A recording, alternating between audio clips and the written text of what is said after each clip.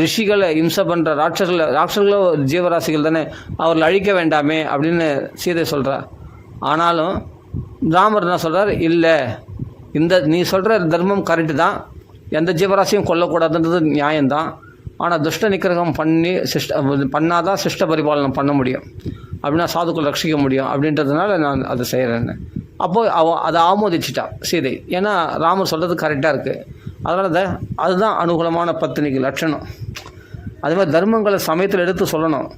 அதுக்கு மேலே அந்த தர்மத்துக்கு மேலே ஒரு உயர்ந்த தர்மமாக இருந்தால் அதை அக்செப்ட் பண்ணிக்கணும். அதுதான் சீதை அங்கே ஆலோசனை பண்ணுறா.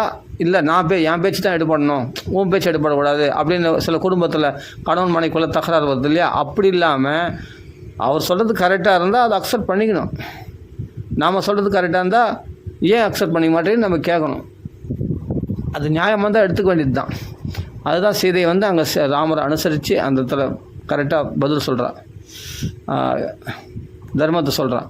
அப்போது ராமச்சந்திரமூர்த்தி சொல்கிறார், இல்லை இது மாதிரி சாதுக்களை ரட்சிக்கணும்னா துஷ்டர்களை அழிச்சு தான் அவனை, வேறு வழி இல்லை, இல்லைனா சாதுக்கள் மேலே மேலே கொல்லப்படுவார்கள் அப்படின்னு சொன்னதால் ஓகே அதை அக்செப்ட் பண்ணிக்கிட்டான் அந்தம்மா சீதம்மா. அது மாதிரி அதான் அனுகூலமான தர்ம மார்க்கத்தில் கணவனை வழிநடத்துவது செய்பவள் தான் அனுகூலமான பத்தினி அப்படின்னு அர்த்தம். நிறைய பேர் அதான் சொல்கிறார், தப்பாக புரிஞ்சுக்கிட்டு கணவன் என்ன வேணால் அதர்மம் பண்ணுவான், அது கூட நம்மள உடந்தையாக இருக்குன்னா அது அனுகூலமாக இல்லை, அவனையும் நரகத்தில் தள்ளுறா, தானும் நரகத்தில் போய் விழ போகிறான்னு அர்த்தம். அப்போ இது பிரதிகூலமான பத்தினி, அப்படி தடுக்காதவள். புரியுதுல்ல? அதனால்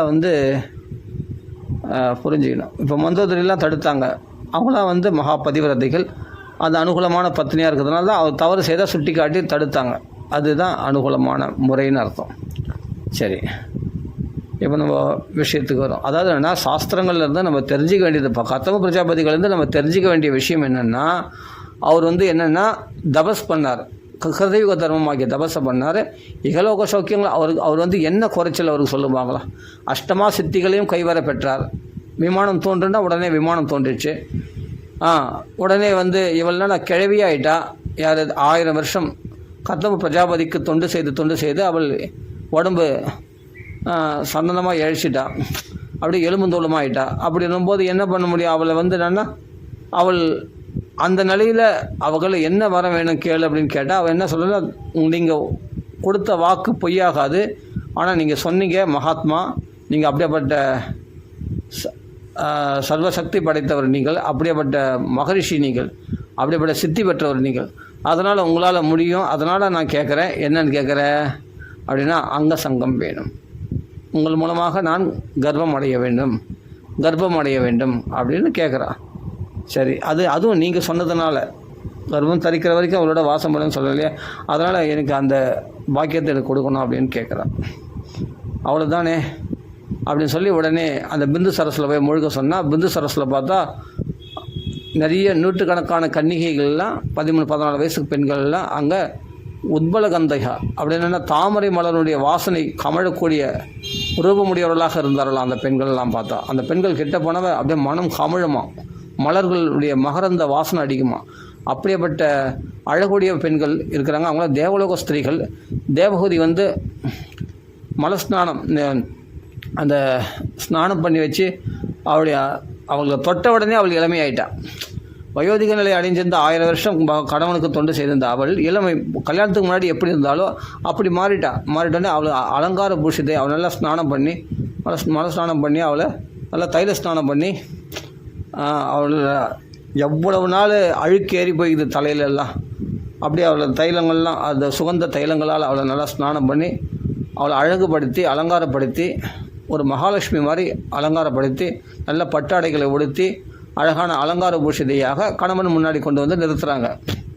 அதே மாதிரி அவரும் பார்த்தா வயோதிக நிலையில் இருக்கார் இல்லையா, அவரும் என்னன்னா உடனே தன்னை இவ்வளோ மாத்திரம் தெரிஞ்சவருக்கு தன்னை மாற்றிக்க தெரியாதா, அவர் ஒரு கந்தர்வன் போல மிக அழகுடையவராக அங்கே இருக்கிற தோழிமார்களால் உபசரிக்கப்பட்டு அவர் அலங்கரிக்கப்பட்டு அப்போ யுவ புருஷனாக கர்த்தம பிரஜாபதியும் காட்சியளிக்கிறார். அப்போ 2 பேரும் என்ன பண்ணுறாங்க, இப்போ கிளம்புறாங்க ஜம்முன்னு. எங்கே விமானத்தில் ஏறி கிளம்புறாங்க. எங்கன்னா ஹனிமூன் எங்கன்னா இந்த ஊட்டி கொடைக்கானல் அங்கெல்லாம் கிடையாது, சும்மா தாய்லாண்டு அது இது சுவிட்சர்லாண்டு அப்படிலாம் கிடையாது. அவங்களாம் போகிற இடமே வேறு. ஒரு லோகத்துக்கு போகிறாங்க. சொர்க்கலோகம், குபேரல் பட்டணம், கைலாசம், மானச சரசு, அது மாதிரி பல லோகங்களுக்கு போகிறாங்க. சித்தலோகம், கந்தர்வலோகம், சாரணலோகம், பல லோகங்களுக்கு போய் அங்கெல்லாம் அவளை சந்தோஷப்படுத்தி, அங்கங்கே கிரீடா கிரகங்கள் இருக்குது. அங்கெல்லாம் சகல வசதிகளும் கூடிய, அதெல்லாம் என்னென்னா மலை குகைன்னு சொல்லுவோம். மலை குகை இல்லை, மலை குகை இருந்தாலும் எல்லா வசதிகளும் இருக்கக்கூடிய, அங்கெல்லாம் சுயமே பிரகாசிக்கக்கூடிய, எந்த விளக்கு வெளிச்சம் தேவையில்லை, அங்கே சுயமே பிரகாசிக்கக்கூடிய, சுயம் பிரகாசமாக இருக்கக்கூடிய லோகங்களில் போய் அவளை அப்படி ஆனந்திக்க செய்கிறார். 9 ரூபங்கள் எடுத்து அவளோட சந்தோஷமாக இருக்கார். அப்படி 100 வருஷம் அவர்கள் ஹனிமூன் ஜாலியாக சுற்றின்னு வராங்க. யார்? தேவஹூதி அம்மாவும் கத்தம பிரஜாபதியும். அப்படியேப்பட்ட சக்தி இவருக்கு எங்கன்னா, பகவானை ஒருத்தன் தன்னுடைய அந்த யுகதர்மமாகிய தபசுனால ஒருத்தன் பகவானை சந்தோஷப்படுத்திட்டு பிறகு கிம் துராபாதனம். அப்போ அவங்களுக்கு எது கிடைக்காதது, இந்த உலகத்தில் அடைய முடியாத விஷயம் என்ன இருக்குது? அப்போது யோசித்து பாருங்கள், அந்த யுக தர்மம் பாருங்கள், அதை செவ்வனே கடைப்பிடிச்சதுனால அவர்கள் எதெல்லாம் அடைஞ்சாங்கன்னு நீங்கள் யோசித்து பாருங்கள். அஷ்டமா சித்திகள் கைவர பெற்றாரா? எல்லா லோகங்களுக்கு போகக்கூடிய அஷ்டமா சித்திகள் அவர் கைவற்ற பெற்றாரா? அதான் சொந்தல ஒரே ரூபத்திலேருந்து 9 ரூபங்கள் எடுக்கக்கூடிய தன்மை அவர் உண்டாடித்தான். அதே சமயத்தில் தானும் இவ்வளவாக மாறி முடியும், தன் தேகத்தை மாற்ற முடிஞ்சது, வயோதிக நிலையை மாற்ற முடிஞ்சது. அது மட்டும் இல்லை, அவருடைய மனைவி தேவஹூதியும் இளமை வடிவமுடையவளாக மாற்றிவிட்டார். விமானம் தோன்றுனா உடனே விமானம் தோன்றிச்சு. எல்லா லோகங்களும் போக முடியுமானா எல்லா லோகங்களும் போக முடிஞ்சது. அவங்க ஆகாசத்தில் பறக்க முடியுது. இதெல்லாம் எப்படி கிடைக்குன்னா, அந்த தபஸ், அந்த கிருத யுகத்தினுடைய தன்மையால் 16 வருஷம் தபஸ் பண்ணார் இல்லையா, தபோசக்தியினால் இதெல்லாம் முடியுமா? அப்போ கலியுக தர்மமாகிய நாம் ராம நாமா சொல்கிறோம், அதுக்கு தான் வரேன். அப்போ அந்தந்த யுக தர்மத்தை கடைபிடித்த அந்த மகாபுருஷர்கள்லாம் எப்படிப்பட்ட நிலையில் அடைந்தார்கள்? இந்த லோகத்திலையும் சௌக்கியத்தை அனுபவித்தார்கள். அதே சமயத்தில் அவர்கள் ஆத்மலாபத்தையும் தேடிக்கொண்டார்கள். பகவானை பிள்ளையாக பிறந்ததுனால 3 வித கடன்களிலிருந்து விடுபட்டு, தேவகடன், பித்திருக்கடன், ரிஷி கடனிலிருந்து விடுபட்டு அவர் சன்னியாச மார்க்கம் மேற்கொண்டு 9 பெண்கள் பிறந்தார். 9 பெண்களுக்கும் சிறந்த மகாத்மாக்களுக்கு கல்யாணம் பண்ணி வச்சார். சிறந்த மகாத்மாக்களுக்கு அத்ரி மகரிஷி, முக்குணங்களை கடந்தவராகிய, த்ரீனா முக்குணங்களை கடந்தவராகிய அத்ரி அப்படின்னு பேர். வசிஷ்டர், உலகத்திலே எல்லாரையும் தன் வசத்தில் வைத்துக் கொள்ளக்கூடியவர். அப்படியேப்பட்ட தன் மனசை தன் வசத்தில் வைத்திருப்பவர், இந்திரியங்களை வசப்படுத்தினவர், எல்லா ஜீவராசிகளையும் வசப்படுத்தினவர். அப்படியேப்பட்ட வசிஷ்டரே அருந்ததியை மனைவியாக கொடுத்தார். எப்படிப்பட்ட மகரிஷிகள், பிரம்ம ரிஷிகள் அல்லவா வசிஷ்டர்லாம். அப்படிப்பட்ட அத்ரி மகரிஷிலாம் பிரம்ம ரிஷியாச்சு. அத்ரினா 3 நிலைகளை கடந்தவர்னு அர்த்தம். ஜாக்கிரத், ஸ்வப்னம், சுஷுப்தி 3 நிலைகளை கடந்தவர் அத்ரி. அதே சமயத்தில் முக்குணங்களை கடந்தவர்னு அர்த்தம். அதுபோல் பல விஷயங்கள் இருக்குது. சத்துவகுணம், ரஜோகுணம், தமோ குணங்களை கடந்த நிலையில் இருக்கக்கூடியவர் அத்ரி மகரிஷின்னு பேர். இன்னொரு விஷயம் என்னென்னா, முக்காலங்களை கடந்தவர்னு அர்த்தம். காலங்களுக்கு அப்பாற்பட்டவர். அவங்களாம் அழிவே கிடையாது. அவங்கள சிரஞ்சீவிகள், மகாத்மாக்கள்லாம். வசிஷ்டரும் அப்படி தான், விஸ்வாமித்திரரும் அப்படி தான், அத்ரி மகரிஷியும் அப்படி தான். அவங்களாம் அப்படியேப்பட்ட சிரஞ்சீவிகளாக வாழ்ந்தார்கள், முக்காலங்களை கடந்தவர்கள். அதே சமயத்தில் தன்னுடைய 3 நிலைகளை, குணங்களை கடந்தவர்கள். அதனால் அவருக்கு அத்ரின்னு பேர். யாரிடத்துலையும் அசூயை பாராட்டாமல் இருக்கக்கூடிய, எல்லா இடத்தையும் அன்பை மட்டுமே பொழியக்கூடியவளாகிய அனசூயை, அவளை அந்த அத்ரி மகரிஷிக்கு கல்யாணம் பண்ணி கொடுத்தார் அப்படின்னு பார்க்குறோம். கருத்தம் எப்படியப்பட்ட மகாத்மாக்கள் பாருங்கள். அது மாதிரி 9 பெண்களையும் ஆதர்வண ரிஷிக்கு சாந்தி என்ற பெண்ணை கல்யாணம் பண்ணி கொடுத்தார். அது மாதிரி 9 பெண்களையும் அப்படியேப்பட்ட பெரிய பெரிய மகாத்மாக்களுக்கு கல்யாணம் பண்ணி கொடுத்தார். இந்த பாக்கியம் கிடைக்குமா அப்படின்னா சந்தோஷப்படுத்தி அனுப்பிச்சாராம் ஆசிரமங்களுக்கு. யார்? கத்தம பிரஜாபதி தன் பெண்களை கல்யாணம் பண்ணி கொடுத்து மாப்பிள்ளைகளை சந்தோஷப்படுத்தி அனுப்பி வச்சாராம் அவங்க ஆசிரமங்களுக்கு.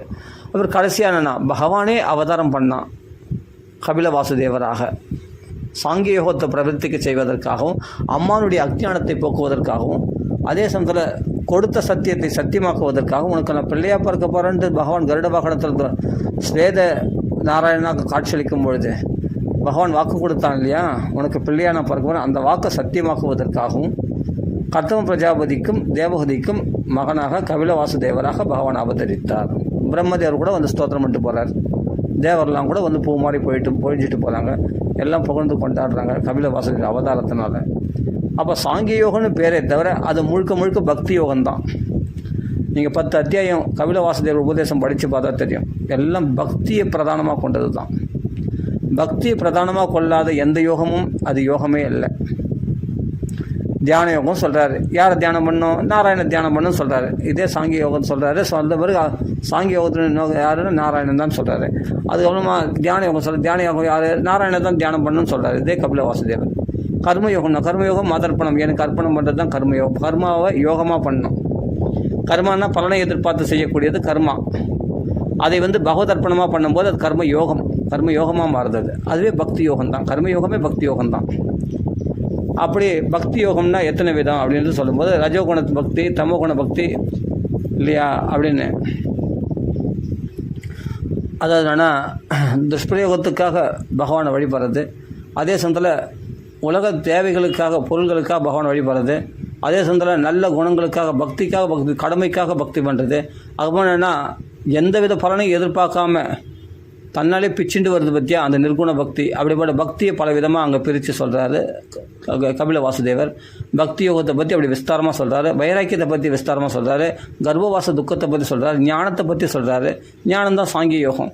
அதை பிரித்து 24 தத்துவங்களை சொல்லி 25வது தத்துவம் அந்த பகவானுடைய பெருமைகளை எடுத்து சொல்லி எல்லாமே அருமையான தத்துவங்கள். படிக்க படிக்க படிக்க படிக்க ஆனந்தமாக இருக்கும்.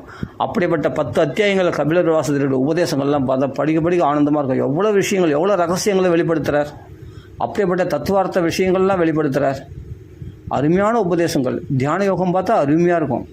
படிக்க படிக்க பகவானை அப்படி இன்ச்சாக வர்ணிக்கிறார். அங்கே இன்ச்சாக வர்ணிக்கிறார் பகவான். அங்கங்கள்லாம் அப்படி வர்ணிக்கிறார் தியான யோகத்தில் கபில வாசுதேவர் பார்த்தா.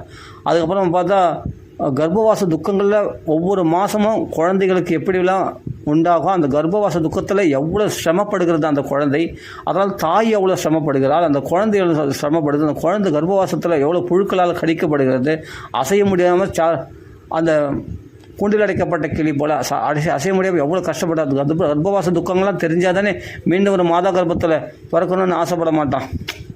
ஆஹா மறுபடியும் பிறப்பே வேணாடாப்பா நம்ம மோட்சம் அடையணும்னு ஆசைப்படுவான். அதுக்காக வேண்டி தான் அந்த கர்ப்பவாச துக்கத்தெல்லாம் விரிவாக சொல்கிறாரு அங்கே கபில வாசுதேவர். இதெல்லாம் பார்க்கலாம். ஞான விஷயத்தை பற்றி அப்படி சொல்கிறார். ஞானம்னா என்ன, ஞானம்னா என்னன்றதெல்லாம் விஸ்தாரமாக சொல்கிறார். ஆத்ம ஞானத்தை பற்றி எப்படி உலகம்லாம் சிருஷ்டியாச்சுன்னு அதெல்லாம் சொல்கிறாரு. அந்த கபிலவாச உபதேசத்துலேயே எப்படி உலகம் சிருஷ்டியாச்சு, பஞ்சபூதங்கள் தன்மாத்திரைகளில் எப்படி சிருஷ்டியாச்சு, அது ஒன்று கலந்து கால கர்ம குண இவைகளுடைய சேர்க்கையினால் பஞ்சபூதங்கள் ஒன்று மற்றொன்றின் விருத்தியாக எப்படி பரிணாமம் அடைகிறது, பரிமாற்றம் அடைகிறது, அதன் மூலம் எப்படி பிரபஞ்சம் உண்டாச்சு, அந்த பிரபஞ்சம் எல்லா அங்கங்களும் சேர்ந்த பிறகு கூட அதனுடைய குணங்களும் சேர்ந்த பிறகு கூட ஆனாலும் அந்த பிரபஞ்சமானது அந்த ஒரு உருண்டை போல் இருந்தது, முட்டை போல் இருந்ததே தவிர அந்த அண்டமானது எழுந்திருக்கலை. அப்போது பகவான் சைதன்யனாகிய பகவான் உள்ளே பிரவேசித்த உடனே தான் அந்த விராட் ரூபமானது எழுந்திருந்தது அப்படின்லாம் வர்ணிக்கிறார் கபில வாசுதேவர் உபதேசத்தில் பார்த்தா. அப்படிப்பட்ட அருமையான உபதேசங்கள்லாம் நிறைஞ்சிருக்கக்கூடிய அந்த கபில வாசுதேவ உபதேசம் இவ்வளவும் படித்து அனுபவிச்சிட்டோம்னா லாஸ்ட்டில் என்னென்னா இவைகளுடைய நோக்கம் என்னன்றது கடைசியில் முடிக்கிறார். எப்படி முடிக்கிறார்னா தேவஹூதி அம்மா மூலமாக முடிக்கிறார். ஏன்னா நாமத்தினுடைய ரகசியம் என்னென்னா பகவான் தன் ரகசியத்தை சொல்லிட்டான். ஆனால் பகவானுடைய நாமத்தினுடைய அந்த தன் ரகசியத்தை சொல்ல, ஆனால் பகவானுடைய ரகசியத்தினுடைய சாரம் என்னன்றது ஒரு பரம பாகவதியாகிய ஒரு பக்தி மூலமாக தான் தெரிஞ்சுக்கணுன்றதுனால தேவஹூதி நாம மகிமையை சொல்கிறாங்க லாஸ்ட்டில் முடிக்கும்போது. அண்ணா அருமையாக சொல்லுவார்.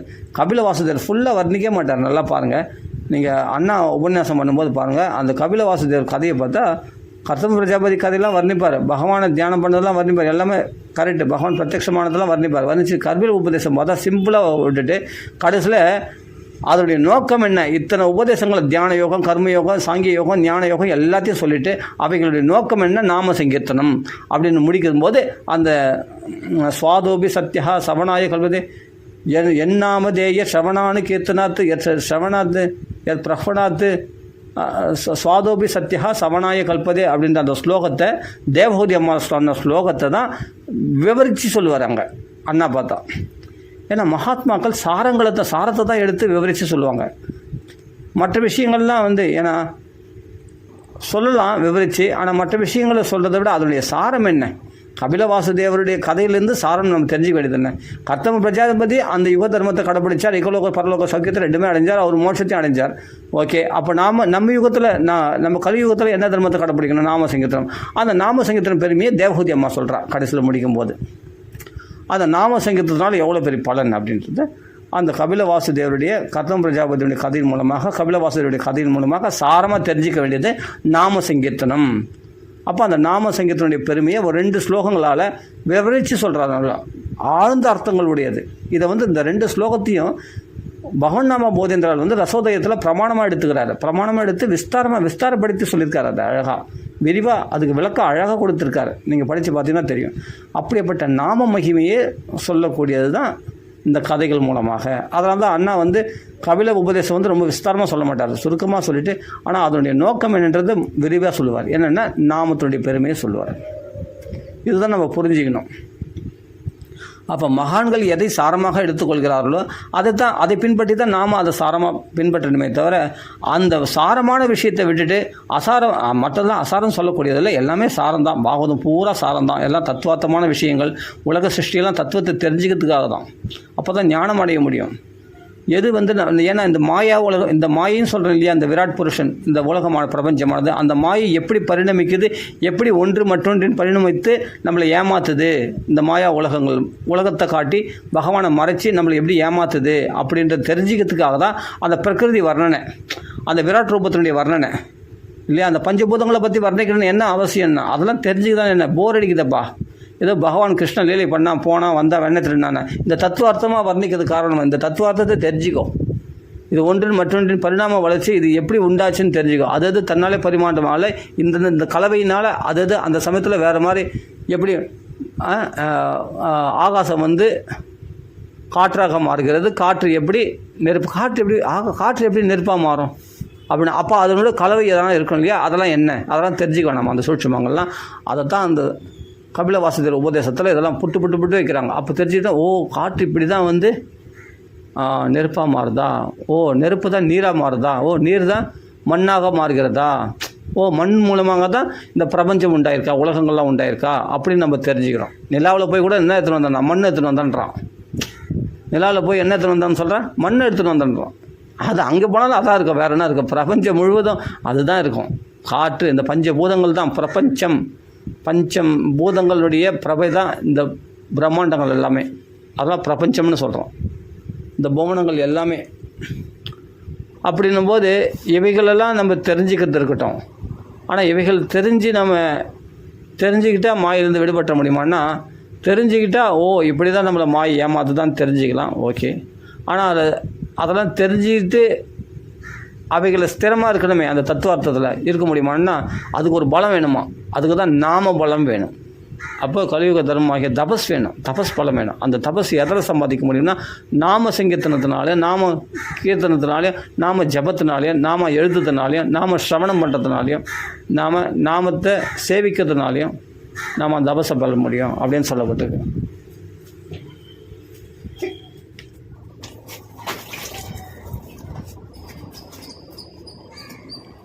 அதனால் சாதாரண விஷயம் இல்லை.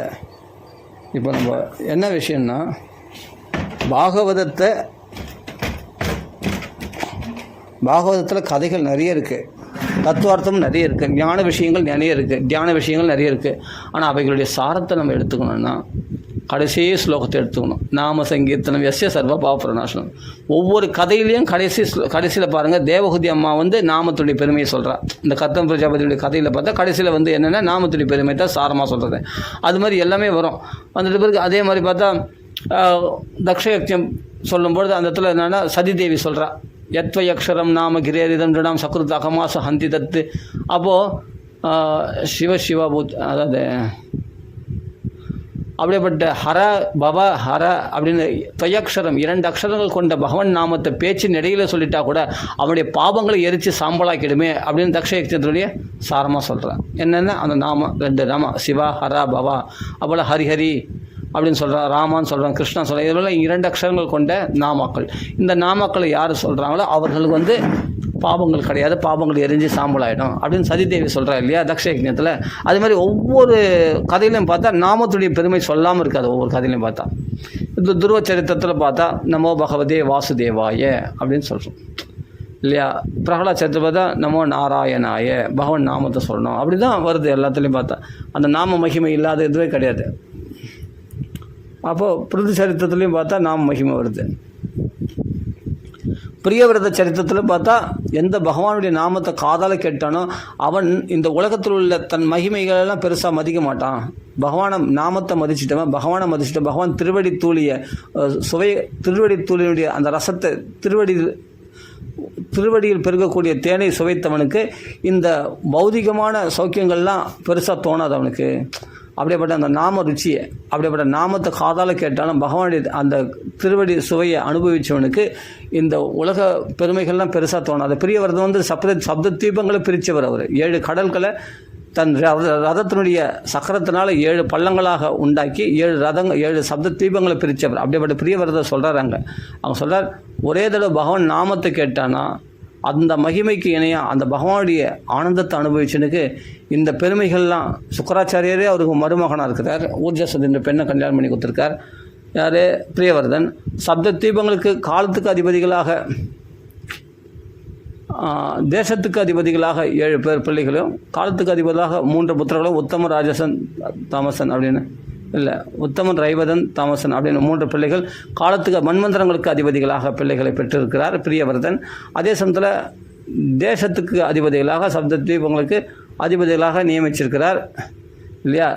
அப்போ காலத்துக்கு அதிபதிகளாக பிள்ளைகளை நியமிச்சிருக்கிறார். அப்படியேப்பட்ட சக்கரவர்த்தி தான் பிரியவரதராஜன். அது மட்டும் இல்லை, மருமகன் பார்த்தா சஞ்சீவினி வித்தையில் சிறந்தவராகிய சுக்கராச்சாரியார். அவருக்கு தன் பெண்ணை கொடுத்துருக்கிறார். அப்படிப்பட்ட இவ்வளோ பெருமைகள் இருந்த இவருடைய ரத பள்ளங்களால் 7 தீபங்களை பிரிக்க முடிஞ்சது. அப்படியேப்பட்ட பிரியவரதர் 2வது சூரியன் போல திதியேவ பதங்கா, 2வது சூரியன் போல சுற்றி வந்தார். அப்படின்னு இவ்வளோ பெருமைகள் இருக்கே, அதனால் இதை மெச்சிக்கிட்டாரான்னு கேட்டால் அதை மெச்சிக்கலையும் அவர்.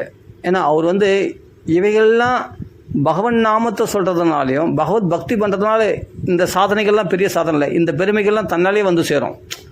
என்னென்னா, மருமகன் பார்த்தா சஞ்சீவனி சேர்ந்த சுக்கராச்சாரியார் இல்லையா, நட்சத்திரங்களை வெள்ளி நட்சத்திரமாக பிரகாசிக்கிறவர் இல்லையா, சுக்கராச்சாரியார் அப்படின்னு சொல்கிறேன் இல்லையா.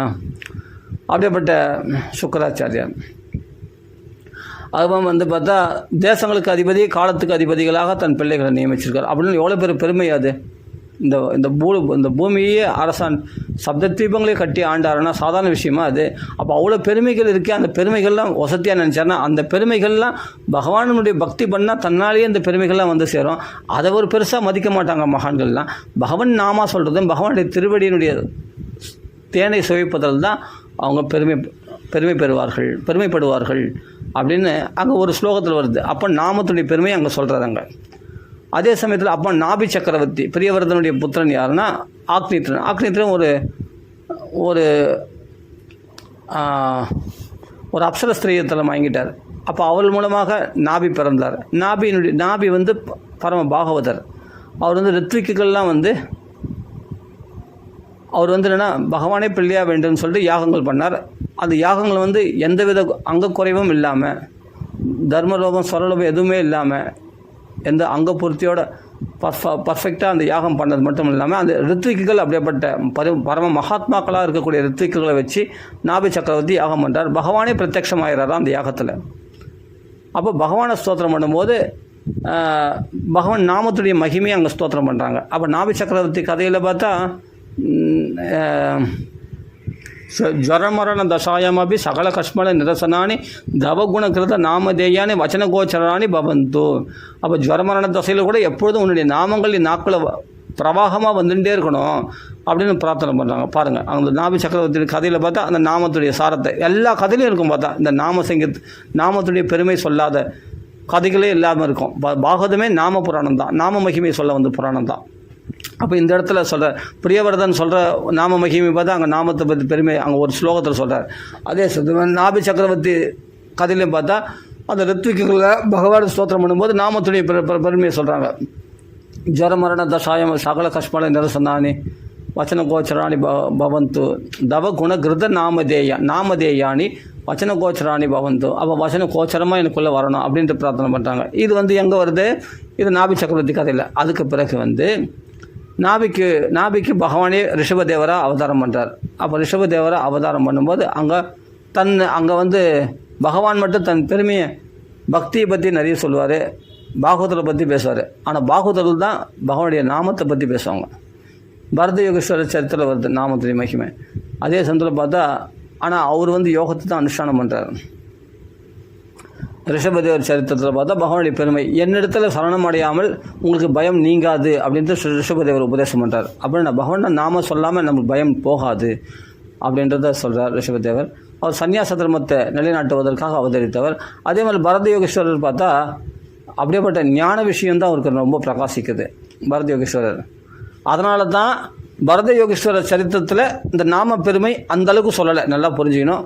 பரத யோகேஸ்வரர் சரித்திரத்தில் தான் இந்த நாம மகிமை அந்தளவுக்கு விவரித்து சொல்லலை, ஞான விஷயமாக நிறைய சொல்லிட்டார். பரத யோகேஸ்வரர் உபதேசம் பண்ணதெல்லாம் ரகுவனுக்கு ஞான விஷயந்தான். அது பரத யோகேஸ்வரர் சரித்திரம் வந்து பெருசு, விஸ்தாரமான சரித்திரம். இவருடைய சரித்திரம் பார்த்தா ரிஷபதேவருடைய சரித்திரம் கூட பார்த்தா 2 அத்தியாயம் 3 அத்தியாயத்தில் தான் முடிஞ்சிடுது. ரிஷபதேவர் உபதேசம் கூட பண்ணியிருக்காரு. ஆனால் பார்த்தா நாமத்துடைய பெருமையை அந்தளவுக்கு அங்கே சொல்லப்படலை. ஏன்னா ரிஷபதேவர் பகவான் வந்து என்னென்னா பக்தியை பற்றி ரொம்ப பெருமையாக சொல்லியிருக்காரு. நாமத்துடைய பெருமை சொல்லணும்னு சொல்ல முடியாது. சில அங்கங்கள்லாம் கடைப்பிடிச்சு 25 தத்துவங்கள் 25 படிகளை சொல்கிறார். இந்த 25 படிகள் மூலமாக தம் சூட்சும சரீரத்தை எப்படி போக்க முடியும், சூட்சும சரீரத்தினால் தான் ஒரு மனுஷனுக்கு மறுபிறப்பு ஏற்படுகிறது அப்படின்னு 25 அங்கங்களை சொல்கிறார். இந்த 65 அங்கங்களை கடைப்பிடிச்சா அந்த சூட்சும சரீரத்தை அழிச்சிட முடியும். அந்த சூட்சும சரீரத்தை அழிஞ்சிட்டா அப்புறமா இந்த உடல் வேறு ஆத்மா வேறு தனியாக பிரிஞ்சிடும். அந்த சூட்சும சரீரம் தான் மறுபிறப்பு காரணமாக அமையுது அப்படின்றத அந்த சூட்சும சரீரத்தை அழிக்கிறதுக்கான அந்த நான் அகங்காரம் பிடிச்சு ஆடுகின்ற அந்த சூட்சும சரீரத்தை அழிக்கிறதுக்கான 25 படிகள் அங்கே போடுறாரு. நல்ல ஒரு குரு ஆசிரியர் அம்சேசு குரு அப்படின்லாம் வருது. சர்வத்திர வியசனாபகத்தியா, எங்கே போனாலும் துன்பமானது தொடர்ந்து வரும். நீ துன்பத்தை போக்கின்னு நீ 1000 இடம் போனாலும் வேஸ்ட்டு. எங்கே போனாலும் அங்கே போனால் அதுக்கேற்ற மாதிரி துன்பம் வரும் அப்படின்னு தெரிஞ்சுக்கணும். அப்படி தெரிஞ்சுக்கிட்டே அது ஒரு படியாம். அது மாதிரி ஒவ்வொரு அங்கங்களும் அப்புறம் 25 விஷயங்களை சொன்னால் அதுக்கு பிறகு வந்து அதை தெரிஞ்சுக்கிட்டா ஒரு மனுஷன் அகங்காரத்துலேருந்து விடுபட்டுருவான். சூட்சும சரீரம் அவனுக்கு அழிஞ்சு போயிடும் அப்படின்றார். மறுபிறப்பு இல்லாமல் நிலை கிடைக்கும். அது மட்டும் குரு ந சசியாத் மாதா ந சசியாத், அதையும் அவர் தான் சொல்கிறார் ரிஷபதேவர். யாரை உறவினர்கள்னு நினைக்கணும்னா சாதுக்களை, யாரும் இந்த மரணத்திலிருந்து ஜரா மரண மோக்ஷா இதிலிருந்து விடுவிக்க வழி சொல்லி கொடுக்குறாங்களோ அவங்க தான் நம்ம உறவினர்கள். அந்த ஆத்ம பந்துக்கள் தான் பந்துக்கள். சரீர பந்துக்கள்லாம் வந்து நம்ம ஆத்மாவை விடுதலை செய்யலைன்னு சொன்னால் அவர்களை வந்து பந்துக்களாக நினைக்காதீங்க அப்படின்னு ரிஷபதேவர் சொல்லியே கொடுக்குறாரு. யாருக்குன்னா தன் பிள்ளைகளுக்கு சொல்கிற மாதிரி இந்த உலகத்துக்கு எடுத்து சொல்கிறார். தன் 100 பிள்ளைகளுக்கு சொல்லும்போது அது 100 பிள்ளைகள் மூத்தவர் யாருன்னா பரத யோகேஸ்வரர். பரத யோகேஸ்வரர் சரித்திரத்தை பார்த்தா அவர் என்ன பண்ணுறாருன்னா காட்டில் போய் தவம் பண்ணுறார். கண்டகி நதி அந்த போய் இல்லறத்தெல்லாம் விட்டு யாகங்களால் பகவானை ஆராதித்து அதனால் பக்தி உண்டாகி அவர் பிள்ளைகளிடத்தில் ராஜ்யத்தை ஒப்படைச்சிட்டு அவர் கண்டகி நதியில் போகிறார். நேபாளில் பக்கத்தில் இருக்கக்கூடிய அந்த கண்டகி நதியில் போகிறார். அங்கே சாலக்கிராம சிலைகள்லாம் விளையக்கூடிய இடம். அந்த இடத்துல போய் தபஸ் பண்ணுறார், அர்ச்சனைகள் பண்ணுறார், தபஸ் பண்ணுறார். அந்த பகவான் நாம சொன்னதுனால அவருக்கு பிரேமை உண்டாகி பாவ சமாதி உண்டாயிடுச்சு. அவருக்கு பகவானும் பிரத்யட்சமாக தெரிகிறான். எல்லாமே அனுபவம் ஏற்பட்டது. ஆனாலும் அஜ்ஞானம் நீங்கலை. ஏன் அஜ்ஞானிகள்னா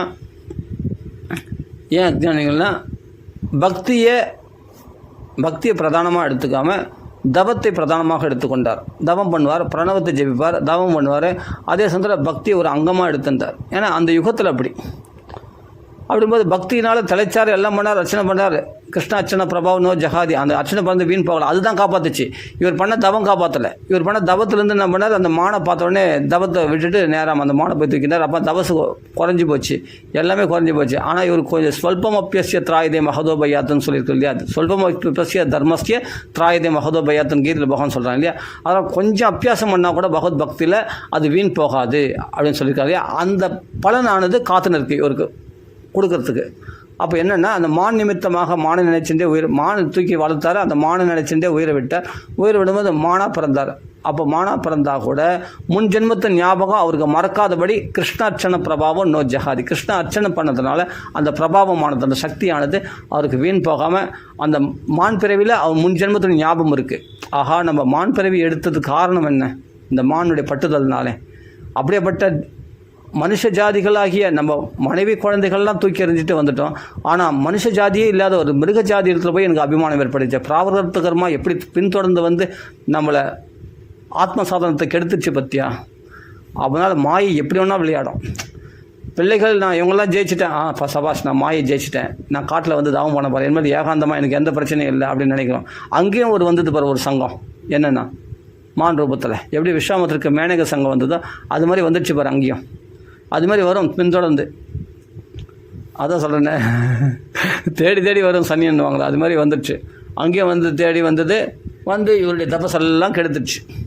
கெடுத்துட்டு கட்சியில் இவரே மானம் பிறந்துட்டார். அப்போ மானுன்னா அம்மாமான், அப்பாமான், தம்பிமான், தங்கைமான், அக்காமான் எல்லாத்தையும் தூக்கி போட்டுட்டு அப்போ புலகர் புலஸ்தி ஆசிரமத்தில் தான் முன்னாடி இருந்தார். அங்கேயே வந்துட்டு அவர் சொல்லக்கூடிய பகவத் கதைகளை சொல்லும்போது அதை சிரவணம் பண்ணி அவர் கீர்த்தனைகள் சொல்லும்போது அது கீர்த்தனைகள்லாம் கேட்டு என்னென்னா அதுக்கு பிறகு அவருக்கு கடைசி காலம் என்றைக்குன்னு கூட தெரியுமா. அந்த கண்டகி நதியிலே பாதி உடம்பை வச்சுட்டு யக்ஞாய தர்மபதையே விதினை பூனாய அப்படின்னு ஒரு ஸ்லோகத்தை சொல்லிவிட்டு நாராயணான்னு சொல்லிவிட்டு அந்த உடலை விட்ட உடனே அடுத்த பிறப்பில் ஆங்கிரச கோத்திரத்தில் சிறந்த பிராமணனாக அவதரிக்கிறார் பரத யோகீஸ்வரர்.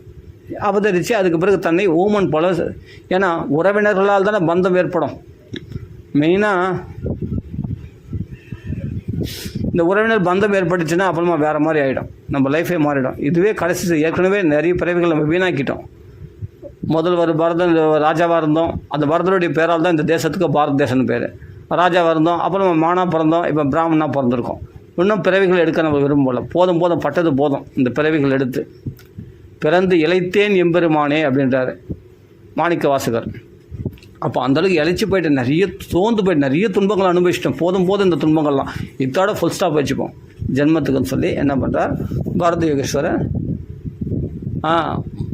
அப்புறம் என்ன பண்ணுறார், தன்னை மௌனமாக பைத்தியக்காரன் போல் தன்னை காண்பிச்சுக்கிறார். உண்மத்தனை போல் ஏதாவது ஜடன் போல் தன்னை காண்பிச்சு, அதனால ஜடபரதன் அவருக்கு பேர் வருது. அப்புறமா மக்கள்லாம் என்ன பண்ணால் ஒரு பைத்தியம்னு நினச்சிருந்தாங்க. அப்பா சொன்னால் தப்பாக பதில் சொன்னார். ஏன்னா நல்லா படிக்கணும்னா பௌதிகமான படிப்பு தானே அது. வேதங்கள்லாம் படிச்சுட்டு என்ன பண்ண போகிறோம்னா குருகுல வாசம் பூநூல் போட்டுறாரு.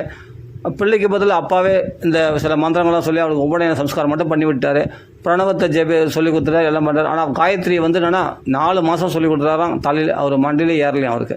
யார் பரத யோகீஸ்வரர். அவருக்கு அது தெரியாது. அவர் 4 வேதங்களையும் கரைச்சி குடித்தவர், எல்லாம் மனப்படமாக ஒப்பிக்க முடியும். ஆனாலும் தன்னை வெளிப்படுத்திக்காமல் இது சரம கலையவர், இதுதான் கடைசி சரீரம், இந்த இடத்துல அஜ்ஞானம் உண்டாயிடக்கூடாது.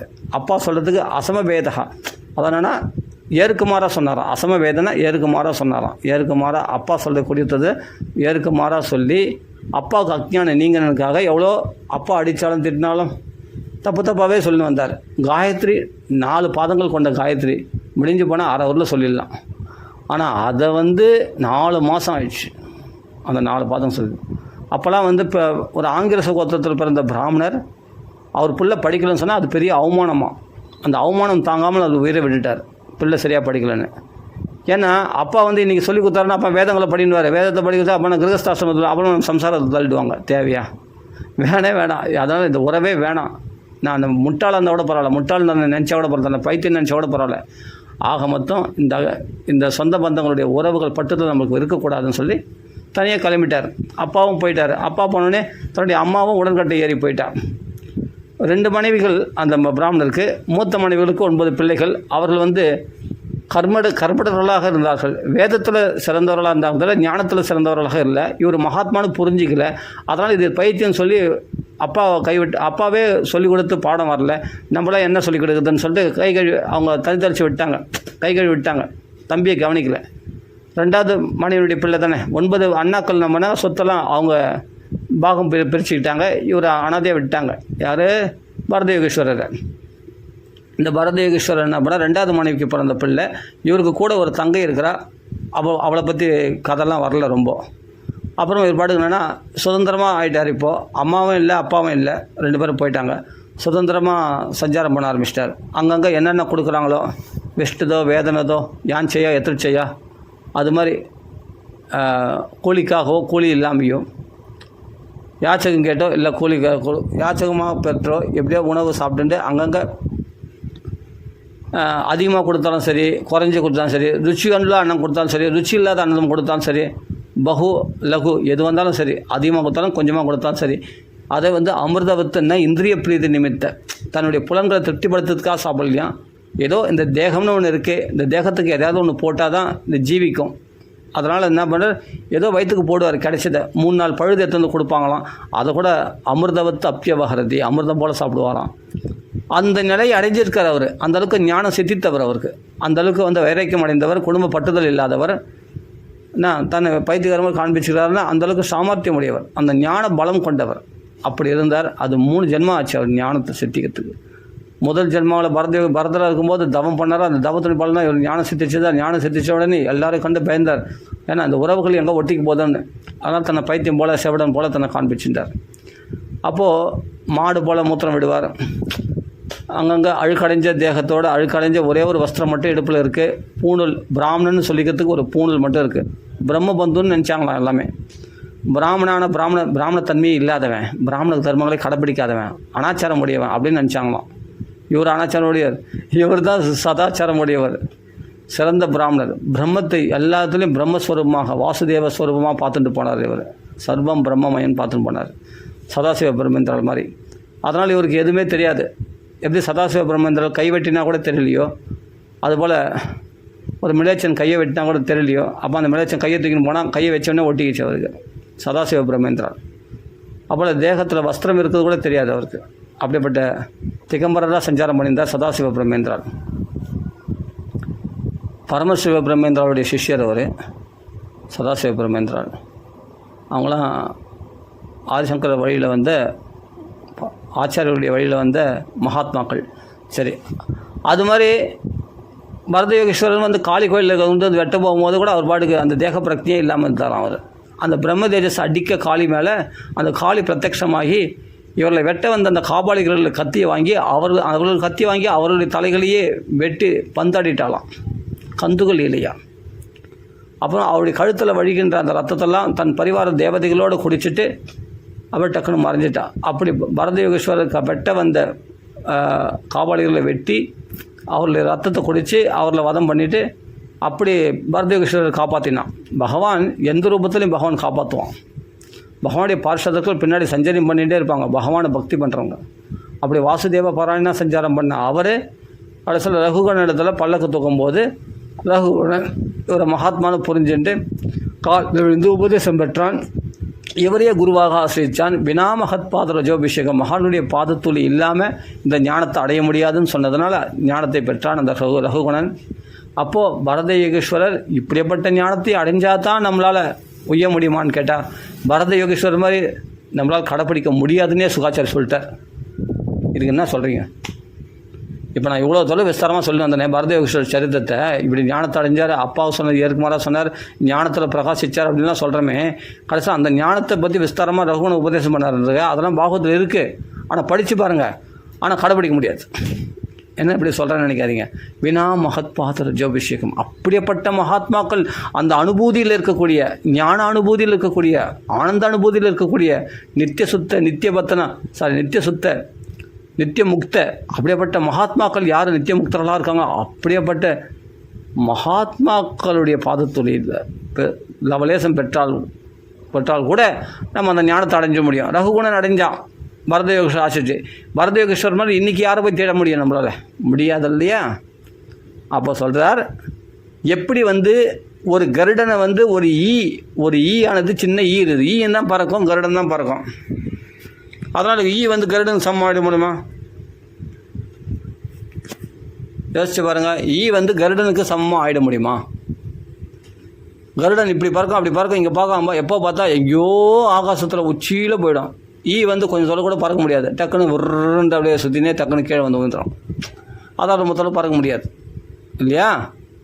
அது மாதிரி தான் பரத யோகேஸ்வரர் மாதிரி ஒருத்தன் பின்பற்றணும்னு நினச்சாலே ரொம்ப கஷ்டமாக, பின்பற்ற நினைக்கிறதே பெரிய விஷயம். எந்த ராஜாவாவது அது போல் பின்பற்றணும்னு நினைப்பானா அப்படின்னு கேட்குறாரு சுகாச்சாரியர் சொல்கிறார். ஏன்னா பரத யோகேஸ்வருடைய வழியை கடைப்பிடிக்கிறது கஷ்டம்னு அவரே சொல்லிட்டார் சுகாச்சாரியரே. லாஸ்ட்டில் சொல்கிறார் கருத்மதாக, அதாவது கருடனுடைய வழியை பின்பற்றுறது போல ஆகிடும். அதனால் அவருடைய வழியை பின்பற்ற அந்த ஞானத்தை அடையணும். அப்படிப்பட்ட உண்மத்தனாக பித்தனாக இந்த தேகாபிமானம் மற்றவனாக காளி கோயிலில் வந்தாலும் தலையில் கழுத்து கருத்தி வரும்போது கூட பயப்படக்கூடாது, தைரியமாக அசையாமல் அப்படியே இருக்கணும். முடியுமா? நம்மளால் முடியுமா? முடியாது. அப்படின்போது பல்லக்கு தூக்கணும், வினயம் வேணும். யாரும் கூப்பிட்டாங்கன்னா தலையெழுத்தா நம்மளை கூலி கொடுக்காம ஒருத்தங்க கூப்பிட்றாங்கன்னா டக்குன்னு நம்ம போயிடுவோமா? போய் பல்லக்கு தூக்குமா? அது மாதிரி வினயம் வேணும். நம்மளை அவமதிச்சா கூட, திட்டினா கூட, காரி துப்பினா கூட, அதே சமயத்தில் அவர் வந்து என்ன பின்னாக்க கொடுத்தா கூட சொன்னார். அடியில் ஒட்டின காந்தல் 3 நாள் சாப்பாடு நாத்தம் அடிக்கும், அதை சாப்பிட்டாரு. அப்போ நாக்கு அடியோடு ஜெயிச்சிட்டார். அது மாதிரி அவரை மாதிரி பின்பற்ற முடியுமா? பரத யோகேஸ்வரர் மாதிரி. அப்போ இத்தனை விஷயங்களை கடைப்பிடிச்சார் அவர் சரித்திரங்களை பார்க்கணுமே. இதில் ஒன்றாவது நம்ம கடைப்பிடிக்க முடியுமா? ருச்சியற்ற உணவு, உப்பு இல்லாத சப்புன்னு ஏதோ ஒரு உணவு, அதை சாப்பிட்டுக்கிட்டு நம்ம ஜீவிக்க முடியுமானா மகாத்மாக்களால் முடியும். ஆனால் சாதாரண மக்களால் முடியாது, பாமர மக்களால் முடியாது. அதனால தான் சொன்னார், கருடனை வழியை ஈ பின்பற்றுவது போல, ஈ எப்படி பின்பற்ற முடியாதோ அது மாதிரி நம்மளால் வந்து பரத யோகேஸ்வரருடைய வழியை நம்ம பின்பற்ற முடியாது. அந்தளவுக்கு அசைவற்று பயம் இல்லாமல் தைரியமாக காளிகோயில் இருக்க முடியுமா? நம்மளை வெட்ட வந்தால் கூட, திட்ட வந்தால் கூட நம்மளை தைரியமாக போக முடியுமான்னா அந்த பிரம்மானுபூதியில் இருந்தவங்களால் தான் முடியும். பயப்படலை. அதே மாதிரி வினயம் உடையவராக இருந்தார். தன் மகாத்மா என்ன போய் பல்லக்கு தூக்க சொல்கிறேன்னு ஒரு வார்த்தை சொல்லலை, தாராளமாக பல்லக்கு தூங்கினார். இதுவும் கர்மா கழியுதுன்னு நினச்சிட்டு அதையும் அனுபவித்தார். அப்படின்னும்போது அவர் பின்னாக்கு கொடுத்தா கூட சாப்பிட்டாரு, புழு பிடித்த உளுந்து கொடுத்தா கூட சாப்பிட்டாரு, உளுத்த சொத்த உளுந்து அதெல்லாம் கொடுப்பாங்க, அதெல்லாம் சாப்பிட்டாரு. அமிர்தவத்து அப்பியவர், அமிர்தம் போல் சாப்பிட்டார். நம்ம அப்படி சாப்பிடுவோமா? நம்மளுக்கு அப்பளம் இல்லைன்னா சாப்பாடு இறங்கும், நெய் இல்லைன்னா சாப்பாடு இறங்காது. நெய் ஊற்றினா தான் மனமாக சாப்பாடு இறங்கும் இல்லையா?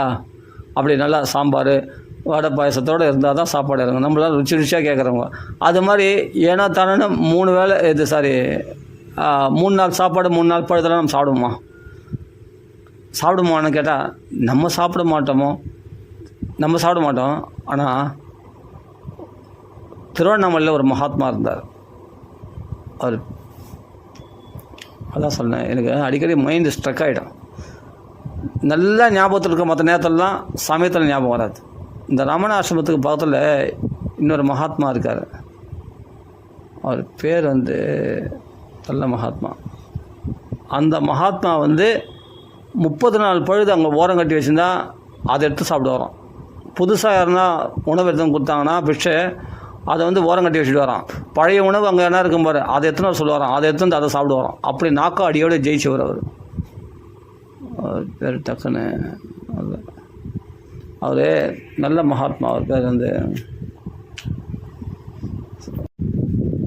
அதாவது சேஷாத்ரி சுவாமிகள். இப்போ தான் ஞாபகம். ஸ்ரீ சேஷாத்ரி சுவாமிகள் வந்து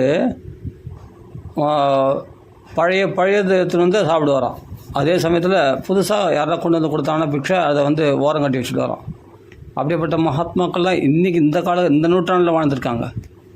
எவ்வளோ பெரிய விஷயம் பாருங்கள் இதெல்லாம் திருவண்ணாமலையில். அதுமாதிரி மகாத்மாக்கள்லாம் அப்படி வாழ்ந்துருக்காங்க. அப்போது இந்த அளவுக்கு அவர் கடைப்பிடிச்சிருக்காங்கன்னா அது மாதிரி யாரோ ஒருத்தர் தான் கடைப்பிடிக்க முடியுது. ஆனால் அன்றைக்கி பாருங்கள் பரத யோகேஸ்வரர் எவ்வளோ கடைப்பிடிச்சிருக்காரு. அதெல்லாம் கடைப்பிடிக்க முடியுமானா முடியாது, எல்லாராலையும் முடியாது. யாரோ சில யோகிகளால், ஸ்ரீ சேஷாத்ரி சுவாமிகள் அப்படி இருந்திருக்காரு.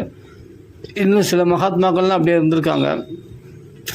சேத்துல கடந்ததுன்னா அந்த சேத்தை துடைச்சிட்டு அந்த பழத்தை எடுத்து சாப்பிட்டு போயிடுவாங்க சிம்பிளாக. அது மாதிரிலாம் இருந்திருக்காங்க மகாத்மாக்கள். அப்படின்போது அதை யார் பின்பற்ற முடியாது. அப்போ இது கடினமான மார்க்கம்னே சொல்கிறார் சுகாச்சாரியர். வந்து இந்த ஞான மார்க்கமானது கடினமான மார்க்கம் மட்டும் இல்லாமல் அதை கடைப்பிடிக்கிறதுக்கு யாரோ சில பேர் ஒருத்தரால் தான் முடியும் அப்படின்னு சொல்லிட்டு என்ன சொல்கிறாருன்னா, அப்போ பூகோள ககோள வர்ணனைகள்லாம் வர்ணிச்சுட்டு கடைசியில் என்ன பண்ணுறார், நரக வர்ணனை வர்ணிக்கிறார். நரக வர்ணனை வர்ணிச்சு இந்த நரகத்தில் விடுபடு வழி என்னன்னு கேட்குறார் பரிசுத்த மகாராஜா. இப்போ சொல்கிறாரு நாமத்துடைய மகிமை, அஜாமில பாக்கியானம். ஆனால் பரத சரித்திரத்தில் வந்து ஞான சாதனைகளை சொன்னார், ஞான உபதேசங்கள்லாம் சொன்னார். பரத யோகேஸ்வரர் கதையில் சுகாச்சாரியார் ஞான உபதேசங்கள் பரத யோகேஸ்வரர் சொன்னது, பகதேஸ்வரர் எப்படி கடைப்பிடிச்சார் அந்த ஞானத்தை, அதை அனுஷ்டானத்தில் கொண்டு வந்தார். உபதேசம் மட்டும் அல்ல, தன்னுடைய வாழ்க்கையில் அனுஷ்டானத்தை கொண்டு வந்தார். காளி கோயிலில் கூட அந்த தேகாபிமானம் இல்லாமல் இருந்தார். பல்லக்கு தூக்கும்போது ஸ்தௌல்யம் காஷ்யம் வியாதி ஆதேஷ சுற்றுல் பயம் கலி ரிச்சா ஜராச்ச நித்ரா ரதிர் மன்யோ தேகேன ஜாதஸ்ய ஹிமே நசந்தி. அதெல்லாம் தேகத்துக்கு தானே தவிர எனக்கு கிடையாது அப்படின்னு எப்படி இருந்தார் பரத யோகேஸ்வரர். அப்போ அதெல்லாம் வந்து ஞான விஷயமாகவே சொல்லின்னு வந்தார் பரத யோகேஸ்வரர் சரித்திரத்தில் பார்த்தா. ஆனால் இந்த ஞானம் கொஞ்சம் கூட இல்லாமல் பிராமண குலத்தில் பிறந்து ஆனால் சதாச்சாரத்தை விட்டு நழுவி சதா துராச்சாரத்திலே இருந்த அப்படியேப்பட்ட அஜாமிலனும் மோட்சார்த்தை அடைந்தான்.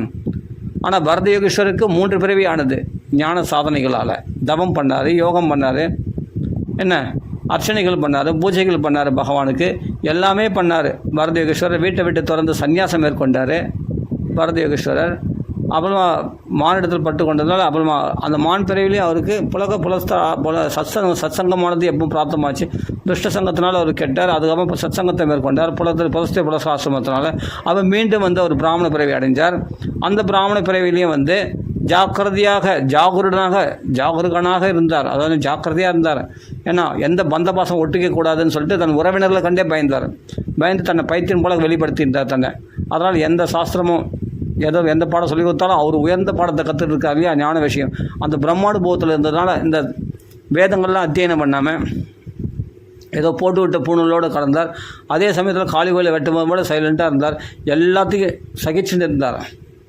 அப்போது எவ்வளோ ஜாக்கிரதையாக இந்த பந்தத்தில் ஒட்டிக்காமல் தன் ஞானத்தில் எல்லாமே ஞானமயமாகவே எல்லாமே வாசுதேவ ஸ்வரூபமாகவே பார்த்துட்டு சஞ்சாரம் பண்ணியிருந்தார் பாரதேவஸ்வரர். அது மாதிரி எல்லாராலையும் ஜாக்கிரகனா மாயையில் சிக்காமல் ஜாக்கிரகனாக இருக்க முடியுமா? முடியாது இல்லையா? அப்போ பரதயோகேஸ்வரர் இவ்வளோ சிரமப்பட்டார். 3 ஜென்மங்கள் அடைஞ்சு அந்த 3ஆவது ஜென்மத்துலேயும் ரொம்ப ஜாக்கிரதையாக இருந்து பந்தத்தில் ஒட்டிக்காமல் அந்த ஞானானுபூதியிலேயே இருந்துட்டு அப்புறம் சித்தி அடைஞ்சார். ஆனால் அதுக்கு முதல் ஜென்மத்தில் பார்த்தா தன் குடும்பத்தெல்லாம் கூட விட்டார். யாகங்கள்லாம் பண்ணார். சக்கரவர்த்தி அவர் பரதயோகேஸ்வரர், பரத சக்கரவர்த்தி.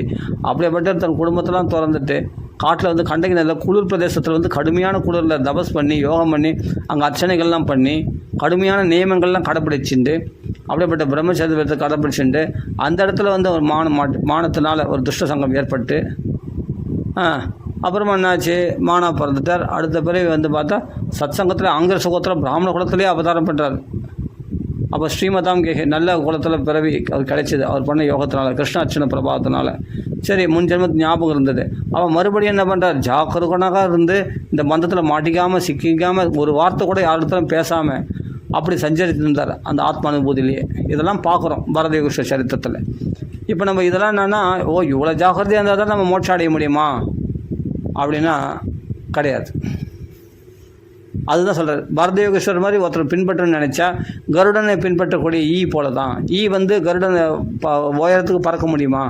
அது மாதிரி தான், அது முடியாது அப்படின்னு சுகாச்சாரியர் சொல்கிறார். ஆனால் ஏன் இந்த கதையை சொல்லணும்னா, அந்த அந்த அந்த பரதயோகேஸ்வரருடைய மகாத்மாவுடைய கதைகளை கேட்குறதே பாக்கியம், அது கேட்குறதே புண்ணியம். அவருடைய தபஸில் 16ல் ஒரு பங்கு நமக்கு கிடைக்கும். அது கேட்டால் பாக்கியம், புண்ணியம். அந்த ஞான விஷயமெல்லாம் கேட்டால் மனசு சுத்தமாகும். அது சிரவணம் பண்ணுறதே நம்மளுக்கு பாக்கியம். அது கடைப்பிடிக்கிறதுக்காக சொல்ல வரல, பாகவதம் சிரவணம் தான். சிரவணத்தினால்தான் நம்மளுக்கு அந்த பாக்கியம் கிடைச்சிது. ஏன்னா கலியுகத்தில் எதையுமே அனுஷ்டானம் பண்ண முடியாது. அந்த நிலைமையில் தான் நம்ம தள்ளப்பட்டுட்டோம். நிறைய தோஷங்கள் உடையது இந்த கலியர் தோஷ நிதேராச்சன்னு அப்படின்னு சொல்ல. மகான் குண ஏதோ ஒரே ஒரு குணம் இருக்குது, என்னென்னா கலியுகத்தில் நாம சங்கீர்த்தனம் பண்ணுறது. சரி, ஓகே. அப்படின்னும் போது நிறைய தோஷங்கள் உடையது. கலியர் தோஷ நிதேராச்சன்னு சொல்கிறார். பின்னாடி 11வது ஸ்கந்தத்தில் வருது. அப்படிப்பட்ட தோஷங்கள் நிறைஞ்சது கலியுகத்தில். அதனால் எதையுமே ஞான விஷயமோ கர்ம விஷயமோ எதையுமே பர்ஃபெக்டாக கடைப்பிடிக்க முடியாது. ஞானத்துக்கு வைராக்கியம் திருடமாக இருக்கணும், பக்திக்கு விஸ்வாசம் திருடமாக இருக்கணும், கர்மாவுக்கு ஆச்சாரம் இருக்கணும். இவைகள்லாம் இருந்தால் தான் கர்மா சித்திக்கும். கர்ம யோகமாக செயல்பட முடியும். ஆச்சாரம் இருக்கணும், எல்லாம் பர்ஃபெக்டாக செயல்படணும். பக்திக்கு திருட விஸ்வாசம், பகவானிடத்தில் திருட விஸ்வாசத்தோடு பக்தி பண்ணால் தான் பக்தி பலன் கொடுக்கும். சரி, பக்தி தான் கொஞ்சம் சுலபம்னு சொல்கிறான், அது ஓரளவுக்கு பரவாயில்ல. ஞான விஷயம் என்னென்னா திருட வைராக்கியம் வேணும். ஆமாம், கொஞ்சம் வைராக்கியம் குறைஞ்சா கூட அடித்து தள்ளியும் போயிடும் கீழே. பகுனாம் ஜென்மனாம் பல ஜென்மங்கள் கூட எடுக்க வேண்டியது வந்துடும். ஞானத்தில் கொஞ்சம் நழுவின உடனே 3 ஜென்மம் அவருக்கு தள்ளி போயிடுச்சு பாருங்கள். அவருக்கு யாருக்கு, பரதயோகேஸ்வரருக்கு 3 ஜென்மம் தள்ளி போயிடுச்சு பாருங்கள். ஏன்னா ஞானத்தில் முயற்சி பண்ணது. அதனால் ஜாகரூகனாக இருக்க முடியாது. 3ஆம் ஜென்மத்தில் தான் அந்த ஞான சித்தி. அதனால் சொல்கிறார், இது 3 ஜென்மம் இல்லை, பகுனாம் ஜென்மனாம் பல ஜென்மம் கூட ஞானவான் மாம் பிரபத்தியதே. பல ஜென்மங்கள் கூட ஆகுமா ஞானத்தை அடையிறதுக்கு. பகவத் பக்தி பண்ணாமல் ஞானம் அடைஞ்சால் பல ஜென்மங்கள் ஆகும். பகவத் பக்தி பண்ணால் அதுவே அதே முடிவான ஜென்மம். அந்த மகாத்மா கிடைக்கிறது துர்லபன்றார். மகாத்மா துர்லபகா அப்படின்றார் கீதையில் பகவான். அப்போது ஞானவான்களும் அடையிறதுக்கு பல ஜென்மங்கள் ஆகும். ஆனால் அஜாமிலன் பார்த்தா எந்த ஞானத்தையும் அடையலை. அதுதான் சொல்ல வரேன். பூகோள ககுல வர்ணனை வர்ணிச்சு கட்சியில் நரக வர்ணனை வர்ணித்து இந்த நரகத்திலிருந்து விடுபட முடியுமானா, நரகத்துக்கு கொண்டு போன ஒரு ஜீவன் பகவன் நாமத்தினால கரையேற்றப்பட்டான் அப்படின்னு ஒரு சரித்திரத்தை சொல்கிறேன்னு சொல்லி அஜாமல பாக்கியனத்தை சொல்கிறார். அதுதான் பிரதானம். அப்போ பரத யோகீஸ்வரரை விட அஜாமலன் வசத்தியா அப்படின்னா, பரத யோகீஸ்வரர் மிக சிறந்தவர், பரம மகாத்மா. அதனால் அவரை விட ஒரு வசத்தின்னு சொல்கிறத விட அவர் பண்ண சாதனையை விட இந்த அஜாமலன் பண்ண சாதனை வசத்தின்னு சொல்லலாம். ஏன்னா அவர் மகாத்மா. பரிசுத்தமான ஆத்மா. இவன் துராச்சாரத்தில் இருந்தவன், அவர் ஒரு பாவமும் பண்ணல, தெரியாமல் அந்த மான் இடத்துல பற்று கொண்டார், அதுக்கு மானுக்கு இறக்கப்பட்டார். அந்த இறக்கப்பட்டது ஒரு பாவமா? காட்சியில் மானாக பிறக்கணுமா அவர்? அந்த இறக்கப்பட்டதுனால் பட்டுதல் கொண்டு பந்தபாசத்தோடு இருந்தார், ஒரு அநியாயமும் பண்ணல அவர். ஆனால் அஜாமிலனோ மகா அநியாயங்கள் பண்ணான். கான்ய குப்ஜேத் ஜகஸ்செத்து தாசி பதிர் அஜாமிலா நாம்னா நஷ்ட சதாச்சாரோ சம்சர்க தூஷிதா. சம்சர்க்கத்தினால்தான் தூஷிதமாகணும், பழக்க வழக்கத்தினால்தான் ஒரு மனுஷன் கெட்டு போகிறானே தவிர பிறப்பினால எவனும் கெட்டவனா பிறக்கிறதில்ல. அப்போ கான்யகுப்ஜ தேசத்தில் அஜாமிலன்னு ஒருத்தர் இருக்கான். ஜாமின்னா ஜாமின்னா நல்ல குலத்து ஸ்திரீன்னு அர்த்தம்.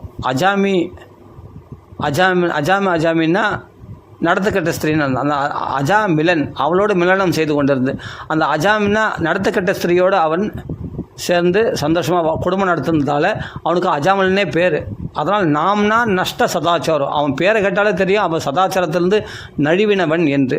அதான் நாம்னா அவன் பேருனாலேயே நஷ்ட சதாச்சாரத்திலிருந்து நஷ்டமானவன் அப்படின்னு தெரிஞ்சிக்கோ அப்படின்னு சொல்லிட்டு. அதான் கான்ய குப்ஜெத்து ஜகஸ்செத்து தாசி பதிர் அஜாமிலன். தாசிக்கு போய் ஒருத்தன் பதியாக இருப்பானா? தாசிக்கு ஒரு பதியா? அவளுக்கு பல பதிகள். ஆனால் அவளுக்கும் ஒருத்தன் பதியாக இருந்தால் பாரு, இவன் எப்படியாப்பட்ட முட்டாளாக இருப்பான். அப்படியேப்பட்ட அஜாமிலன் ஒருத்தன் ஒரு பிராமண குலத்தில் பிறந்தவன், பிராமண தர்மத்தை கெடுத்தவன். அவள் மேலே உள்ள மோகத்தினால அவளுக்கு பதியாக இருந்தானா, அவள் மூலமாக 10 புத்திரர்களும் பெற்றெடுத்தானா தெரியுமா? அவளோடவே அடிமையாயிட்டானா. அவள் வீட்டில் தன் குடும்ப குழந்தை குட்டியெல்லாம் விட்டுட்டு தன்னுடைய மனைவியை கைவிட்டுட்டு, அப்பா அம்மா கைவிட்டு, அவன் குழந்தைகள் பிறக்கலை, சின்ன வயசில் கல்யாணம் பண்ணி வந்தானே தவிர அந்த மனைவியை கைவிட்டான், அப்பா அம்மா கைவிட்டான். அம்மா அப்பாவுக்கு வேறு பந்துக்கள் இல்லாத இவனை நம்பி இருக்கிறாங்க, அந்த அம்மா அப்பாவையும் விட்டுட்டு அந்த வேசி விட கதியான்னு இருக்கிறான். வீட்டில் இருக்கிற சட்டுப்பட்டு சாமான்களாம் மொத்தத்தில் வந்து அந்த வேசிகளை கொட்டுறான், பணத்தை கொள்ளடிச்சுன்னு வந்து கொட்டுறான். பந்தியக்ஷ கைதவை சௌரியர் கர்ஹிதாம் விருத்தி மாஸ்திதா. அநியாயம் பண்ணி அபகரித்து ஒருத்தர் குகையில் அடைச்சி வச்சு பணத்தை பறித்து கொலை செய்து கொள்ளடித்து இப்படி அங்கங்கே போய் திருடி அந்த பணத்தை கொண்டு வந்து அந்த வேசியை சந்தோஷப்படுத்தி அவள் மூலமாக 10 புத்திரர்களை பெற்றெடுத்ததான் 88 வருஷம் ஆச்சு. ஆனால் அவனுக்கு வைராக்கியம் உண்டாகலை. பிராமண தர்மத்தை கெடுத்தவன் அஜாமிலன். ஆனால் கடைசியில் என்னென்னா யமதூதர்கள் 3 பேர் தோன்றி அதிபாஷன கடுபீஷன யம கிங்கரி படலே அப்படின்னு வரும் இல்லையா? யார் சொல்கிறது? சங்கராச்சாரியா சொல்கிறார், அப்படி பாடலில் வரும். அப்படி கடைசி காலத்தில் அப்படி வருவாங்களாம். அதிபாஷன கடுமை அடி வெட்டு குத்து பல அவனை அப்படின்னு யமதூதர்கள் பயங்கரமாக வருவாங்களாம். யமஸ்ய கருணா நாஸ்தி. கொஞ்ச நேரம் பொறுத்துக்க, நம்ம ஏதாவது பூஜை கீஜை பண்ணிட்டு வரேன், தியானம் பண்ணிட்டு வரேன்னா விட மாட்டாங்க. யமஸ்ய கருணா நாஸ்தி. யமனுக்கு கருணை கிடையாது. அதனால் புரிஞ்சுக்க, அந்த டைம் வந்தால் கரெக்டாக யார் உறவினர்கள் அழுது கொண்டு இருக்கும்போதே உன் உயிரை பறிச்சுட்டு போயினே இருப்பான். அந்த ஜீவன் துடிச்சுன்னு இருக்கும்போதே அந்த ஜீவன் உள்ளே புகுந்து அந்த யமதர்கள் அவன் உயிரை அப்படியே அபகரிச்சுட்டு போயினே இருப்பாங்க. அவன் பாட்டுக்கு யாரையும் சட்டை பண்ண மாட்டாங்க. அவருடைய தர்மம் யாரும் தடுக்கவும் முடியாது. அவங்கள எப்படி தடுப்ப? அந்த சூட்சம சரீரத்தில் போய் உள்ளே பூந்து நீ எப்படி தடுக்க முடியாது. ஆனால் அவர்களையும் தடுக்க வந்துட்டான இவன் என்ன பண்ணார்னா, இந்த அஜாமிலன் உயிர் பிரியும் போது அப்போ அந்த மனைவியானவள் என்ன பண்ணால், கடைசி காலத்தில் 88 வருஷம் ஆச்சு, இவனால் எழுந்துக்க முடியல, நடக்க முடியல. யாருன்னா கைப்பிடிச்சு தான் அவனுக்கு மலமூத்திரம் விசர்ஜனை பண்ணால் இட்டும் போனோன்னா கூட அவனை கைப்பிடிச்சு தான் அழைச்சும் போக வேண்டியது இருக்குது. அப்படியேப்பட்ட படுக்கையாக இருக்கிறான். பல அதர்மங்களை பண்ணவன். அந்த அதர்மம் பண்ணி என்னென்னா இந்த 10 புத்திரர்களை தான் போஷித்தான், அந்த வேசியுடைய குடும்பத்தை தான் காப்பாற்றினான். ஆனால் நன்றி கெட்டவர்கள் அல்லவா? வேசியாச்சு. அவள் எப்படி அந்த வேசியுடைய பிள்ளைகள் மட்டும் எப்படி நன்றி உள்ளவர்களாக இருப்பார்கள்? அந்த 10 புத்திரர்கள் அதில் 9 பிள்ளைகளும் வந்து என்னன்னா இந்த கோராமியை இவனை வந்து கத்தினுக்கிறான், வேசியை கூப்பிட்றான். டே மகனே இங்கே வாடா, டே இங்கே ஏண்டி எங்கடி போனேன், இங்கே வா அப்படின்னு வாடு கத்தினப்பா. இந்த தொல்லை யார் காதில் கேட்குறது? அதெல்லாம் செத்தா வந்து எத்து போட்டுடலாம்னு சொல்லிட்டு அவள் பாட்டுக்கு போயிட்டான் வேசி. ஆனால் அந்த பிள்ளைகளும் பார்த்தா நன்றி கெட்டவர்கள். இது சும்மா இந்த கிழவன் கத்தின்னு இருக்கு, இந்த இம்சை யார் தாங்கிறது? அது சரி, இது ரொம்ப வெளிச்சுன்னு இருக்கிறான், இவனால் முடியல, வாயில் நுர தொல்ற மாதிரி வெளிச்சுன்னு இட்ட காலம் அப்படியே உயிர் ஊசலாடின்னு இருக்குது. அப்படின்னும் போது என்னென்னா அந்த ஒரு பேர் 10வது பிள்ளை மட்டும் அங்கே விளையாடின்னு இருக்கான். கிரீடனகாசக்தம். இங்கே அந்த விளையாட்டில் மும்முரமாக இருக்கான். அப்பா இது போல் துடிச்சு நிற்காரே, இந்த சந்தில் ஒரு தண்ணி கிண்ணி கொண்டு வந்து கொடுப்போம், ஒரு சொம்ப தண்ணி எடுத்து கொண்டு வந்து தண்ணி கேட்டால் அவன் விளையாட்டு மும்முரத்தில் அவர் அப்படி தான் அவரே உயிர் போகும்போது சாக கிடக்கிறார். அப்படி தான் கத்தி நிற்பார். நம்ம வாட விளையாடலாம் அப்படின்னு பசங்களோட மும்முரமாக விளையாடலாம். அவள் யார்? வேசியினுடைய பிள்ளைகள் தானே, அப்படி தானே இருப்பாங்க. அப்படி தான் இருக்கிறான் அந்த பையன். கொஞ்சம் கூட சட்டை பண்ணல. அப்பா அவன் எப்படி கொஞ்சம் ஊட்டும்போது சாப்பிடும்போது கொஞ்சம் கொலாவின்னு நாராயணா சாப்பிடு நல்ல காலம். அந்த 10வது பிள்ளையினுடைய பேர் நாராயணன் பேர் வச்சிட்டான். அதான் சின்ன வயசில் வந்து அப்பா அம்மாவுக்கு பணிவிடை பண்ணி அப்படியே ஒரு பிராமண தர்மத்தில் கொஞ்ச நாள் இருந்தால் இல்லையா, அந்த சொல்பம் அப்பியசிய கொஞ்ச நாள் அந்த பகவத் பூஜைகள்லாம் பண்ணியிருந்தானே, சமயத்துக்கெல்லாம் கொண்டு வந்து அப்பா அம்மாவுக்கு சேவை செய்தானே, அது வீண் போகாது. புண்டரீகன் என்ற ஒருத்தன் வந்து அப்பா அம்மாவை அவமதித்த அவன் பின்னாடி வந்து ஒரு மகாத்மாக்கள் மூலமாக அப்பா அம்மாவுடைய பெருமை தெரிஞ்சு அப்பா அம்மாவுக்கு சேவை செஞ்ச உடனே அந்த சேவை செஞ்சனுடைய பலனாக பகவானே வீட்டு வாசலில் வெளியே வந்து நின்னபோது செங்கலை தூக்கி போட்டானான் அந்த புண்டரீகன். அந்த புண்டரீகன் போட்ட செங்கலில் பகவான் இன்றைக்கி நின்றுன்னு இருக்கானா, பாண்டுரங்கனா, விட்டலனா, நட்டவரலால் விட்டலமூர்த்தி இடுப்பில் கை வச்சுன்னு அந்த பாண்டுரங்கன் கிருஷ்ணன். அப்போ அந்த பாண்டுரங்கான்னு பாடுறாங்களே, அப்போ அந்த புண்டரீகன் என்ன பண்ணணும், அப்பா அம்மாவுடைய சேவை செய்ததுனால அப்பா அம்மாவுடைய சேவை தான் முக்கியம், தெய்வமே வந்தாலும் புண்டரிக்கா நான் வந்திருக்கேன்னு சொன்னால் இது கொஞ்ச நேரம் வெயிட் பண்ணி சொல்லிட்டு செங்கலை தூக்கி போட்டான். அந்த செங்கலில் போய் பாண்டவங்க நின்ட்டாரான். இன்றைக்கி நின்று இருக்கார் அந்த செங்கலில், அந்த புண்டரிகபுரம். அதனால தான் அதான் பவுண்டரிகபுரம் தான் அந்த பண்டரிபுரம்னு பேர் மாறி போச்சு. அவனுடைய பேர்னாலேயே அந்த அவன் தான் அந்த ஸ்தாபிச்சு, பகவானை அங்கே வர வச்சு ஸ்தாபிச்சது அந்த பவுண்டரிகபுரம். அதான் பண்டரிபுரம் அப்படின்னு பேர் வந்துட்டாது அந்த புண்டரிகன் பேரால் அப்படின்னு பார்க்குறோம் இல்லையா. அப்போ அந்த அப்பா அம்மா சேவை செய்த அது மாதிரி வந்து இந்த அஜாமலன் அப்பா அம்மாவுக்கு சேவை செய்திருக்கானே, பகவானை வழிபட்டிருக்கானே, அப்பா அம்மா சொன்னபடி வேதங்கள்லாம் அத்தியனம் பண்ணிக்க. அதனால் அந்த பகவத் பக்தி பண்ணது வீண் போகாது, அது கடைசி நேரத்தில் அவனை காப்பாற்றும். அதனால் அவனுடைய சம்ஸ்காரம் உள்ளுக்குள்ளே என்னென்னா 9 பிள்ளைக்கு என்னென்ன பேர்களை வச்சு 10வது பிள்ளை மட்டும் என்ன ஒரு மகாத்மா மூலமாக உபதேசம் பெற்று நாராயணன்ற பேர் வச்சிருக்கார். அந்த மகாத்மா ஏதோ உஞ்சவிருத்தி பிராமணன் யாரோ வந்திருக்காங்க போலுக்கு அந்த 10வது பிள்ளைக்கு நாராயணன் பேர் வச்சிருக்கார். அந்த நாராயணன்ற பேரை அனைவரதும் உச்சரிச்சுட்டு இருக்கான். பிள்ளையை வளர்க்கறது மூலமாக நாராயணன்ற நாமத்தை தனக்குள்ளே வளர்த்துட்டானா. சாப்பாடு நாராயணா சாப்பிடு, நாராயணா தண்ணி குடி, நாராயணா படுத்துக்கோ, நாராயணா சாட்சிக்கோ, நாராயணா உட்காரு அப்படின்னு சொல்லி பகவானுடைய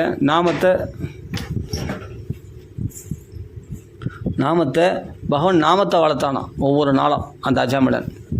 கடைசியில் என்ன ஆச்சுன்னா அந்த நாமம் வந்து அவனை காத்துன்னு இருந்தது. அப்போ யமதூர்கள் 3 பேர் வந்தாங்க, கழுத்தில் பாசை போட்டு அவனுக்கு ஹிருதயத்திலேருந்து பிடுங்குறாங்க. அந்த சமயத்தில் விஷ்ணுதூதர்கள் நாராயணா அப்படின்னு கூப்பிட்டான். அதான் அந்த பிள்ளைகள்லாம் அதான் செத்துட்டு பிறகு வரலான்னு சொல்லிட்டு எல்லாம் போயிட்டாங்களே, வேசியும் போயிட்டா, வேசியுடைய பிள்ளைகளாக 9 பிள்ளைகளும் போயிட்டாங்க. கடைசி பையன் சின்ன பையனாக இருக்கிறான், அவன் மட்டும் விளையாட்டு மும்முரத்தில் இருக்கான். நாராயணான்னு பிள்ளையே நினச்சி கூப்பிட்டானா. புத்திரோபச்சாரி தான் பதம் வருது. புத்திரனை உபச்சாரமாக கூப்பிட்டானா. கூப்பிட்டதுனால என்னென்னா அந்த பிள்ளை திரும்பி பார்க்கல, அது எத்திந்த அது திரும்பி பார்க்குற புள்ளியா அது வேசி புள்ளியாச்சு, அது எங்கே திரும்பி பார்க்காது. அது திரும்பி பார்க்காம அது சாக கிடையாது அப்படின்ட்டு கொஞ்சம் கூட ஈவர காலமாக மும்முரமாக விளையாட்டில் மும்முரமாக இருக்குது. என்ன தண்ணி நாக்கு வரண்டு போயிருங்க, தண்ணி கொடுக்கலாம், யாரும் கிடையாது கிட்ட. இவன் இப்படியேப்பட்ட பாவிக்கு அவன் கிட்ட வருவான். இவன் கொஞ்சம் நெஞ்சம் பாவங்களாம் பண்ணியிருக்கான்.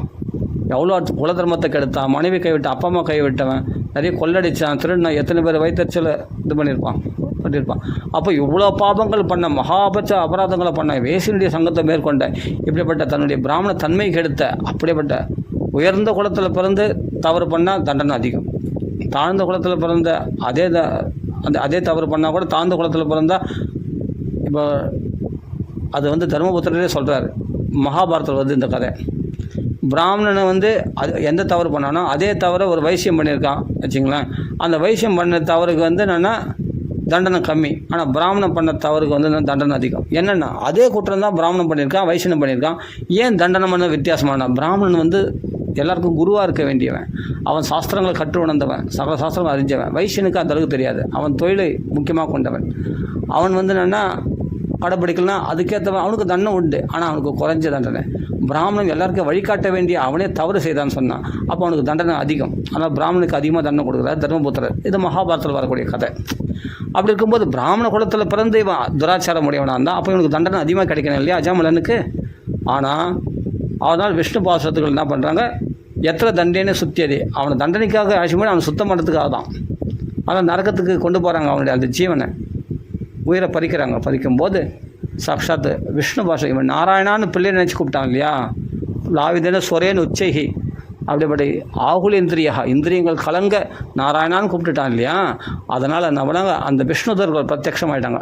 4 அக்ஷரங்கள் 4 விஷ்ணுதர்கள் பிரத்யட்சமாயிட்டாங்க. எப்போ பகவன் நாமா சொல்லுவாங்கன்னா அந்த இடத்துல உடனே பிரத்யட்சமாயிடுவாங்க. அந்த நாராயண தூதர்கள் 4 பேர் வந்து பிரத்யட்சமாயிட்டாங்க. பிரத்யட்சமாக ஆன உடனே அவளை விடுவிச்சிட்டாங்க. உடனே அந்த பாசத்தை அறுத்துட்டாங்க. அந்த யமதூரில் பாசத்தை அறுத்து அந்த அஜாமலனை விடுவிச்சிட்டாங்க. விடுவிச்ச உடனே நீங்கள் யார்? கிம் தேவஹா சித்தஹா சித்த சத்தமாகா, யார் நீங்கள்? சித்தர்களா தேவர்களா? எந்த லோகத்தில் இப்படி இருக்கீங்க அப்படின்னு கேட்குறாங்க. நாங்கள் இருக்கிறது இருக்கட்டும், எதை அனுசரித்து நீங்கள் இவனை தண்டிக்கிறீங்க? இவன் என்ன தப்பு பண்ணா அப்படின்னா, நீங்கள் யார்? நாங்கள் இருக்கிற பஸ் நீங்கள் யார் அப்படின்னு சொல்லுங்கள். நாங்கள் யமதூதர்கள். யமதூதர்கள்னால் இவனை சில பேர் தான் தண்டிக்கத்தக்கவரா இல்லை எல்லாரும் தண்டிக்கத்தக்கவரா அப்படின்னு சொல்லிட்டு சில விஷயங்கள்லாம் கேட்ட உடனே அப்போ அவனுடைய பாபங்களை எல்லாம் சொல்கிறாங்க. சித்திரகுப்தனே கை உடைஞ்சு போச்சான், அவ்வளோ பாபங்கள் பண்ணியிருக்கான் அப்படின்னு சொல்கிறாங்க. அப்போ சொல்கிற ஒரு ஜென்மத்துடைய பாவம் தானே இதெல்லாம். அவன் நாராயணன் சொன்னதுலேருந்து கோடி ஜென்ம ஹசாமபி, கோடி ஜென்மத்துடைய பாவங்கள் அவனுக்கு போக்கப்பட்டது அப்படின்னு சொல்கிறாங்க. பகவான் நாமத்துடைய மகிமை சொல்லக்கூடிய இடம் அது. அந்த அஜாமலன் உபாக்கியம்னா நடுநாயகமாக ஒரு பெண்ணுக்கு நெத்தியில் திலகம் எப்படி அழகை உண்டாக்குறதோ அது மாதிரி பாகவதத்துக்கு அலங்காரமாக அழகை உண்டாக்கக்கூடிய சரித்திரம் இந்த அஜாமல உபாக்கியம். நடுநாயகமாக இருக்குது பாருங்கள். 6வது ஸ்கந்தத்தில் அழகாக இருக்குது பாருங்கள். நாமத்துடைய மகிமையை சொல்ல வந்த புராணம் இது. அந்த சமயத்தில் இவன் மகா அபராதம் பண்ணியிருக்கானே. ஏப்பா நீ என்னவோ சொல்கிற, ஒரு ஜென்மத்துடைய அபராதம் தான்ப்பா நீ சொல்கிறேன். நான் தான் சொல்கிறேன் கோடி ஜென்மத்துடைய பாவம் போயிடுச்சுன்னு சொல்கிறேனே. என்னங்க இது? அது எப்படின்னா உங்கள் யம தர்மராஜா யார்? உங்கள் யம தர்மராஜா யார்? பரம பாகவதர், 12 பாகவதரில் ஒருத்தர். அவர் போய் கேளு, அவருக்கு தெரியும். அவர் போய் கேட்டு அவர் வந்து பரம பாகவதர். தண்டனை எதை வச்சு தீர்மானிக்கிறீங்க? வேத பிரணிகிதோ தர்மா. சரி, ஓகே. வேதத்தில் சொல்லக்கூடிய தர்மம், அந்த தர்மத்தை யாருக்கு, அந்த தர்மத்துக்கு எதிர்மாரியாக இருக்கிறதுலாம் அதர்மம். சரி, ஓகே. அப்போ அந்த தர்மத்தை யார் கைவிட்டார்களோ அவர்கள் அதர்மிஷ்டர்கள். அதனால் தண்டனையை கொடுக்கறதுக்கு நரக்கத்துக்கு அழைச்சிட்டு போகிறோம் இந்த ஜீவனை, இந்த அஜாமலனை. சரி, எதுக்காக? எத்தனை தண்டனை சுத்தியதி, அப்போ தான் அவன் பரிசுத்தமாவான்னு. அதெல்லாம் இருக்கட்டும். வேதம் எங்கேருந்து வந்து நாராயணுடைய மூச்சு சுவாசத்துலேருந்து வந்தது வேதம். அப்போ அந்த நாராயணன் யார்? அது எங்களுக்கு தெரியாது. எங்கள் எஜமானன் தான் தெரியும். நாங்கள் எஜமானங்களை கேட்டு வந்திருக்கோம். அந்த நாராயணன் விதிக்கப்பட்ட வேதம் தான், அந்த நாராயணுடைய தூதர்கள் தான் நாங்கள். அதனால் நாராயணன் இவன் சொன்னதுனால அந்த விஷ்ணு தூதர்கள் தான் நாங்கள். அதனால் நீங்கள் வரும்போது அவன் பாவம் உடையவனாக இருந்தான். அவன் நாராயணன் சொன்ன உடனே அவன் மொத்த பாவம் போயிடுச்சு. இப்போ நிஷ்பாபன் அவனை பாவின் தண்டிக்க நீங்கள் ஆரம்பிச்சிங்கன்னா நீங்கள் பாவிகள் ஆடுவீங்க. ஜாக்கிரதை. அப்படியேப்பட்ட தர்மராஜனுடைய சபையில் அதர்மம் பிரவேசிக்கக்கூடாது, புரியுதா? அப்படியேப்பட்ட அவங்க தர்மராஜனுடைய தூதர்கள் நீங்கள் அதர்மம் செய்யலாமா? தப்பு இல்லையா அது? அவன் தான் நிஷ்பாபன் ஆகிட்டானே, அவனை தொட்டால் நீங்கள் அப்போ பாவிகள் ஆடுவீங்க. அப்படியா? நீங்கள் போய் உங்கள் எஜமான போய் கேளுன்னு நேராக யம தர்மராஜர்கள் போய் கேட்ட உடனே சொல்கிறார், ஆமாம்ப்பா, பாகவதர் தர்மம் ரொம்ப ரகசியமானது. லோக தர்மத்தை அனுசரித்து நான் அவங்களை அனுப்பிச்சேன். அனுப்பும்போது அவன் பாவியாக இருந்தான். அதுக்கப்புறம் புத்திரன் நினச்சி நாராயணன் சொன்னாலும் அவன் நிஷ்பாபன் ஆகிட்டான். இது ரகசியம், இது உண்மை தான். நீங்கள் பார்த்தீங்களா? விஷ்ணுதூரில் பார்த்தீங்களா? ஆமாம். சங்க சக்கர கதாதான் தரிச்சிருந்தாங்களா? ஆமாம். நீலசியாமல வர்ணத்தோடு இருந்தாங்களா? ஆமாம். மஞ்சள் பட்டாடை அணிந்திருக்காங்களா? ஆமாம். கிரீடகுண்டலோட பிரகாசம். ஆமாம்ப்பா ஆமாம் அப்படின்னா அப்படியேப்பட்ட மகாத்மாக்களை தரிசனம் பண்ணுற நீங்கள் அல்லவா பாக்கியசாலி. அந்த பிரபுனுடைய பக்தர்களை தூதர்களை தரிசனம் பண்ணுறது என்ன பாக்கியம் பண்ணிக்கும். அழகா அவர்கள் வந்து தடுத்தார்கள் சொன்னால் அப்போ அந்த அஜாமிலன் பெரிய மகாத்மா தான். இனிமேல் அஜாமிலன் சொல்லக்கூடாது, அஜாமிலர் அவர்னு சொல்லணும். நாமத்தை சொல்லிட்டார் இல்லையா? நாமத்தை சொன்னால் அவர் பெரிய மகாத்மா. அதனால் வந்து அவர்களை தண்டிக்கிறதுக்கான சக்தி நமக்கு, அதுக்கு பிரபுக்கள் நாங்கள் கிடையாதுப்பா. பகவான் தான் அவர்களுக்கு பிரபுக்கள். அவளுக்கு ஏதாவது தண்டனை வழங்கணுமோ இல்லை அவளை திருத்தணுமோ ஷிப்ரம் போய் தர்மாத்மா, பகவான் அவங்கள சீக்கிரமாக தர்மாத்மா மாற்றிடுவான். அந்த வேலை நம்மளுக்கு கிடையாது, புரியுதா? அதனால் வந்து நமக்கு வந்து அங்கே அதிகாரம் கிடையாது. நீங்கள் ஏன் போனீங்க? இல்லை, நாராயணன் சொல்லலை, அப்போ தான் போனோங்க. நாராயணன் சொன்னவருக்கு வந்துடுறது தானே. நீ ஏன் கழுத்தில் பாசத்தை போட்டீங்க? அதனால் விஷ்ணுதர் வந்து அந்த பாசத்தை அறுத்துட்டாங்க. சரி, ஓகே. அதனால் நான் அப்படின்னா இருந்தாலும் நீங்கள் போய் பாசம் போட்டுக்கூடாது. அதனால் அந்த பகவானத்தில் நான் சமாதானம் கேட்டிருக்கேன். என்னுடைய தூதர்கள் தெரியாமல் தவறு பண்ணிட்டாங்க. அஜாமிலரை போய் தெரியாமல் பாசகர் போட்டு எடுத்துட்டாங்க. மன்னிக்கணும்னு சொல்லிட்டு பகவானத்தில் மன்னிப்பு கேட்டுக்கிறார் யம தர்மராஜாவே. அப்போ யம தர்மராஜா மன்னிப்பு கேட்குறாருன்னா அவர் எப்படியாப்பட்ட அந்த பகவான் நாராயணன், அந்த நாராயண தூதர்களை தரிசனம் பண்ணுற பாக்கியம் கிடைச்சிதுன்னு சொல்லிட்டு யம தூதர்களாக சந்தோஷப்படுறாங்க, ஆச்சரியப்படலை. அப்போ அந்த விஷ்ணு தூதர்கள் வந்து ஒரு கடாட்சம் பண்ணிவிட்டு மறைஞ்சிட்டாங்க அஜாமிலன். அப்போ அஜாமிலன் இதெல்லாம் பார்த்துட்டு இருக்கான். யமதூதர்களையும் பார்த்தான், விஷ்ணுதூதர்களையும் பார்த்தான். அப்போ க்ஷணசங்கேன சாதுஷு, ஒரு க்ஷணம் சத்சங்கம் கிடைச்சதுனால அவனுக்கு புத்தி தெரிஞ்சு இந்த நாமம் இவ்வளோ பவர்ஃபுல்லாக, வேசியால் காப்பாற்ற முடியல, மனைவி போல் இருந்த வேசி காப்பாற்ற முடியல, பிள்ளைகளால் காப்பாற்ற முடியல, எதுவுமே எனக்கு புண்ணியம், எந்த புண்ணியமும் கிடையாது, எனக்கு மகா பாபத்தை செய்தவன். ஆனால் இந்த நாராயணன் நாமம் தானே என்னை காப்பாற்றுச்சு அப்படின்னு தான். அப்படிப்பட்ட மங்களகரமான பகவானுடைய பரம பவித்திரமான அந்த மங்களகரமான பகவானுடைய நாம நாக்கில் எப்படி வரும் அப்படின்னு சொல்லி உடனே என்ன பண்ணுறார், கங்கை கரைக்கு போய் அனவரதமும் நாம சங்கீர்த்தனம் பண்ணிட்டு அந்த ஜென்மத்திலேயே விமானம் வந்தது, அதில் ஏறி ஜல்லுன்னு வைகுண்டத்துக்கு போயிட்டார். யார்? அஜாமிலன். பாருங்கள், பரத யோகேஸ்வருக்கு 3 ஜென்மாக்கள் ஆச்சு. ஏன்னா ஞானம் பயிற்சி பண்ணார், தபஸ் பண்ணார், யோகம் பண்ணார், அர்ச்சனைகள் பண்ணார், பூஜைகள் எல்லாம் பண்ணார். ஆனால் அர்ச்சனைகள் பண்ணும்போது பகவான் நாம சொல்லியிருக்காருன்னு, அதனால தான் அவருக்கு முன் பிறவினுடைய ஞாபகம் மான் பிறவிலே இருந்தது, பிராமண பிறவிலே இருந்தது. அந்த பலன் வீண் போகாது. ஆனால் இவன் என்ன, அஜாமிலன் என்ன பண்ணனா, வேறு எந்த தர்மத்தையும் எல்லா தர்மத்தையும் கைவிட்டவன், அனாச்சார தோஷம். ஆனால் ஒரே தர்மத்தை பிரதானமாக வச்சுருந்தான். என்னென்னா நாம சங்கீர்த்தனத்தை பிரதானமாக வச்சுருந்தான். அதனால் ஒரே ஜென்மத்தில் அவன் அடைஞ்சிட்டான். மற்ற தர்மங்களை கடைப்பிடித்து கொண்டு அர்ச்சனை பண்ணால் கூட பகவான் நாமா இருக்குது, இருந்தாலும் அதெல்லாம் அந்த நாமத்தை ஒரு அங்கமாக வைத்துக்கொண்டு பிரதானமாக இல்லாமல் அங்கமாக வைத்துக்கொண்டு பரத யோகேஸ்வரன் வந்து பூஜைகள் பண்ணார், தபஸ் பண்ணார், யோகம் பண்ணார், ஞான விசாரம் பண்ணார், இதெல்லாம் பண்ணார். ஆனால் பக்தியானது அங்கமாக, அதனால நாமா சொல்கிறது ஒரு அங்கமாக வச்சுட்டு இருந்தார். அதனால் அவருக்கு வந்து ஜென்மா கரையிறதுக்கு அவருக்கு 3 ஜென்மா 4 ஜென்மா 3 ஜென்மா ஆயிடுச்சு பரத யோகேஸ்வருக்கு. ஆனால் நாம சங்கீர்த்தன தர்மத்தையே பிரதானமாக கொண்டதுனால அனாச்சாரத்தில் இருந்தான். ஆனால் வேறு எந்த தர்மத்தையும் பிரதானமாக வைக்காமல் நாம சங்கீர்த்தனத்தை பிரதானமாக வச்சதுனால அஜாமிலன் ஒரே ஜென்மத்தில் கரையேறினான் அப்படின்னு பார்க்குறோம். அப்போ மகா பாபியான அஜாமிலனும் முக்தி அடைந்தான்னு சொன்னான். அப்போ நாம சங்கீர்த்தனுடைய பெருமை எத்தகையது. இது 6ஆம் ஸ்கந்தத்தில் பார்க்குறோம். 7ஆம் ஸ்கந்தத்தில் பார்த்தா பிரகலாத சரித்திரத்தை பிரசித்தம். நமோ நாராயணாய பகவான் நாமத்தை சொல்லி பசங்களெல்லாம் சொல்லிவிட்டார். நாராயண மந்திரம் அதுவே நாளும் பேரின்பம் அப்படின்னு பிரசித்தம். அவர் 8ஆம் ஸ்கந்தத்தில் பார்த்தா நாமத்துடைய பெருமை அங்கங்கே சொல்லப்பட்டிருக்கு. கஜேந்திர மோட்சத்துலேயும் பார்த்தா நாமத்துடைய பெருமை சொல்லப்பட்டிருக்கு, ஸ்துதியில் வருது. அதே மாதிரி பார்த்தா அமிர்த மதனத்துலேயும் பார்த்தா நாமத்துடைய பெருமை வருது. வாமனாவதத்துலேயும் பார்த்தா சுக்கராச்சாரியார் நாமத்துடைய பெருமை சொல்கிறார். அப்போ மத்ஸ்யாவதத்தில் பகவானுடைய பெருமை வருது. 9ஆம் ஸ்கந்தத்தில் பார்த்தா அஜாமிலன் பார்த்தா பரம பாகவதன். அப்போ பகவத் குணங்கள் வேற இல்லை, பகவான் நாமா வேற இல்லை. அந்த குணங்கள்லாம் அனவரதம் உச்சரிப்பாராம். வச்சாம்சி வைகுண்ட குணானு வர்ணனே அப்படின்னு அஜாமிலன் கதை. அந்த பாகவதனுடைய பெருமை வருது. அங்கே நாமத்துடைய மகிமையும் பகவத் குணங்களை பற்றிய பெருமைகளும் அங்கங்கே வருது பாருங்கள். எல்லாத்துலேயும் அந்த நாம மகிமை இல்லாத இடமே கிடையாது. 10ஆம் ஸ்கந்தத்தில் நிறைய நாம மகிமைகளும் சொல்லப்பட்டிருக்கு. அதனால்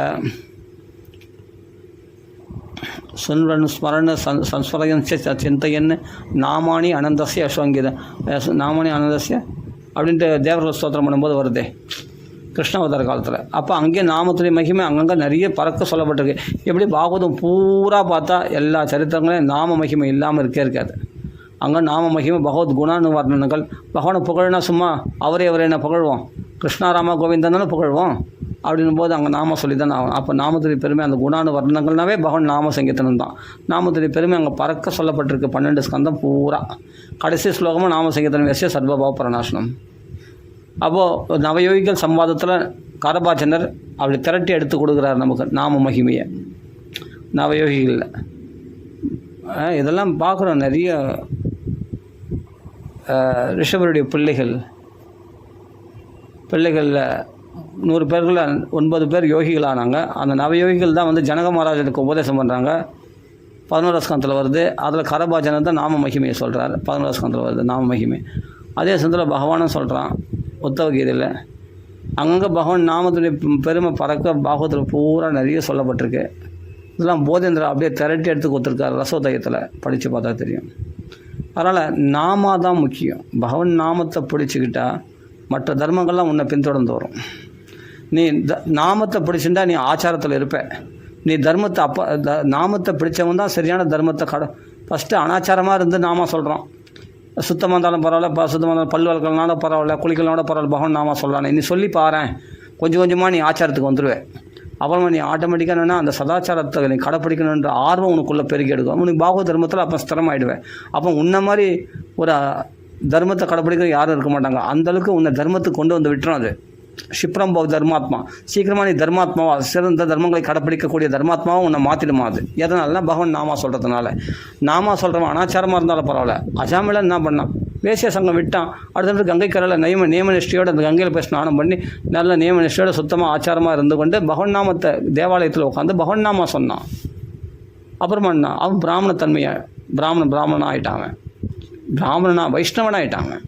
விஷ்ணு பக்தர்களுக்கு சிறந்தவனாக பிரகாசிச்சிடும் அஜாமிலர்.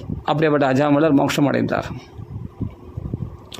அப்படின்னு போகும்போது நாம சொல்கிறவங்க வந்து ஃபஸ்ட்டு வந்து ஆரம்பத்தில் அவன் எப்படின்னா இருக்கட்டும், மாம்ச பக்ஷணம் பண்ணுறவனா இருக்கட்டும், துராச்சாரத்தில் திருடவனா, கல் குடிக்கிறவனா இருக்கட்டும், மதுபானம் பண்ணுறவனா இருக்கட்டும், அவன் சூதாடுறவனாக இருக்கட்டும், என்னென்னா இருக்கிற வேசிய சங்கமுடையவனாக இருக்கட்டும், எப்படிப்பட்டவனா இருந்தாலும் அவனுக்கும் நாம சொல்லலாம்.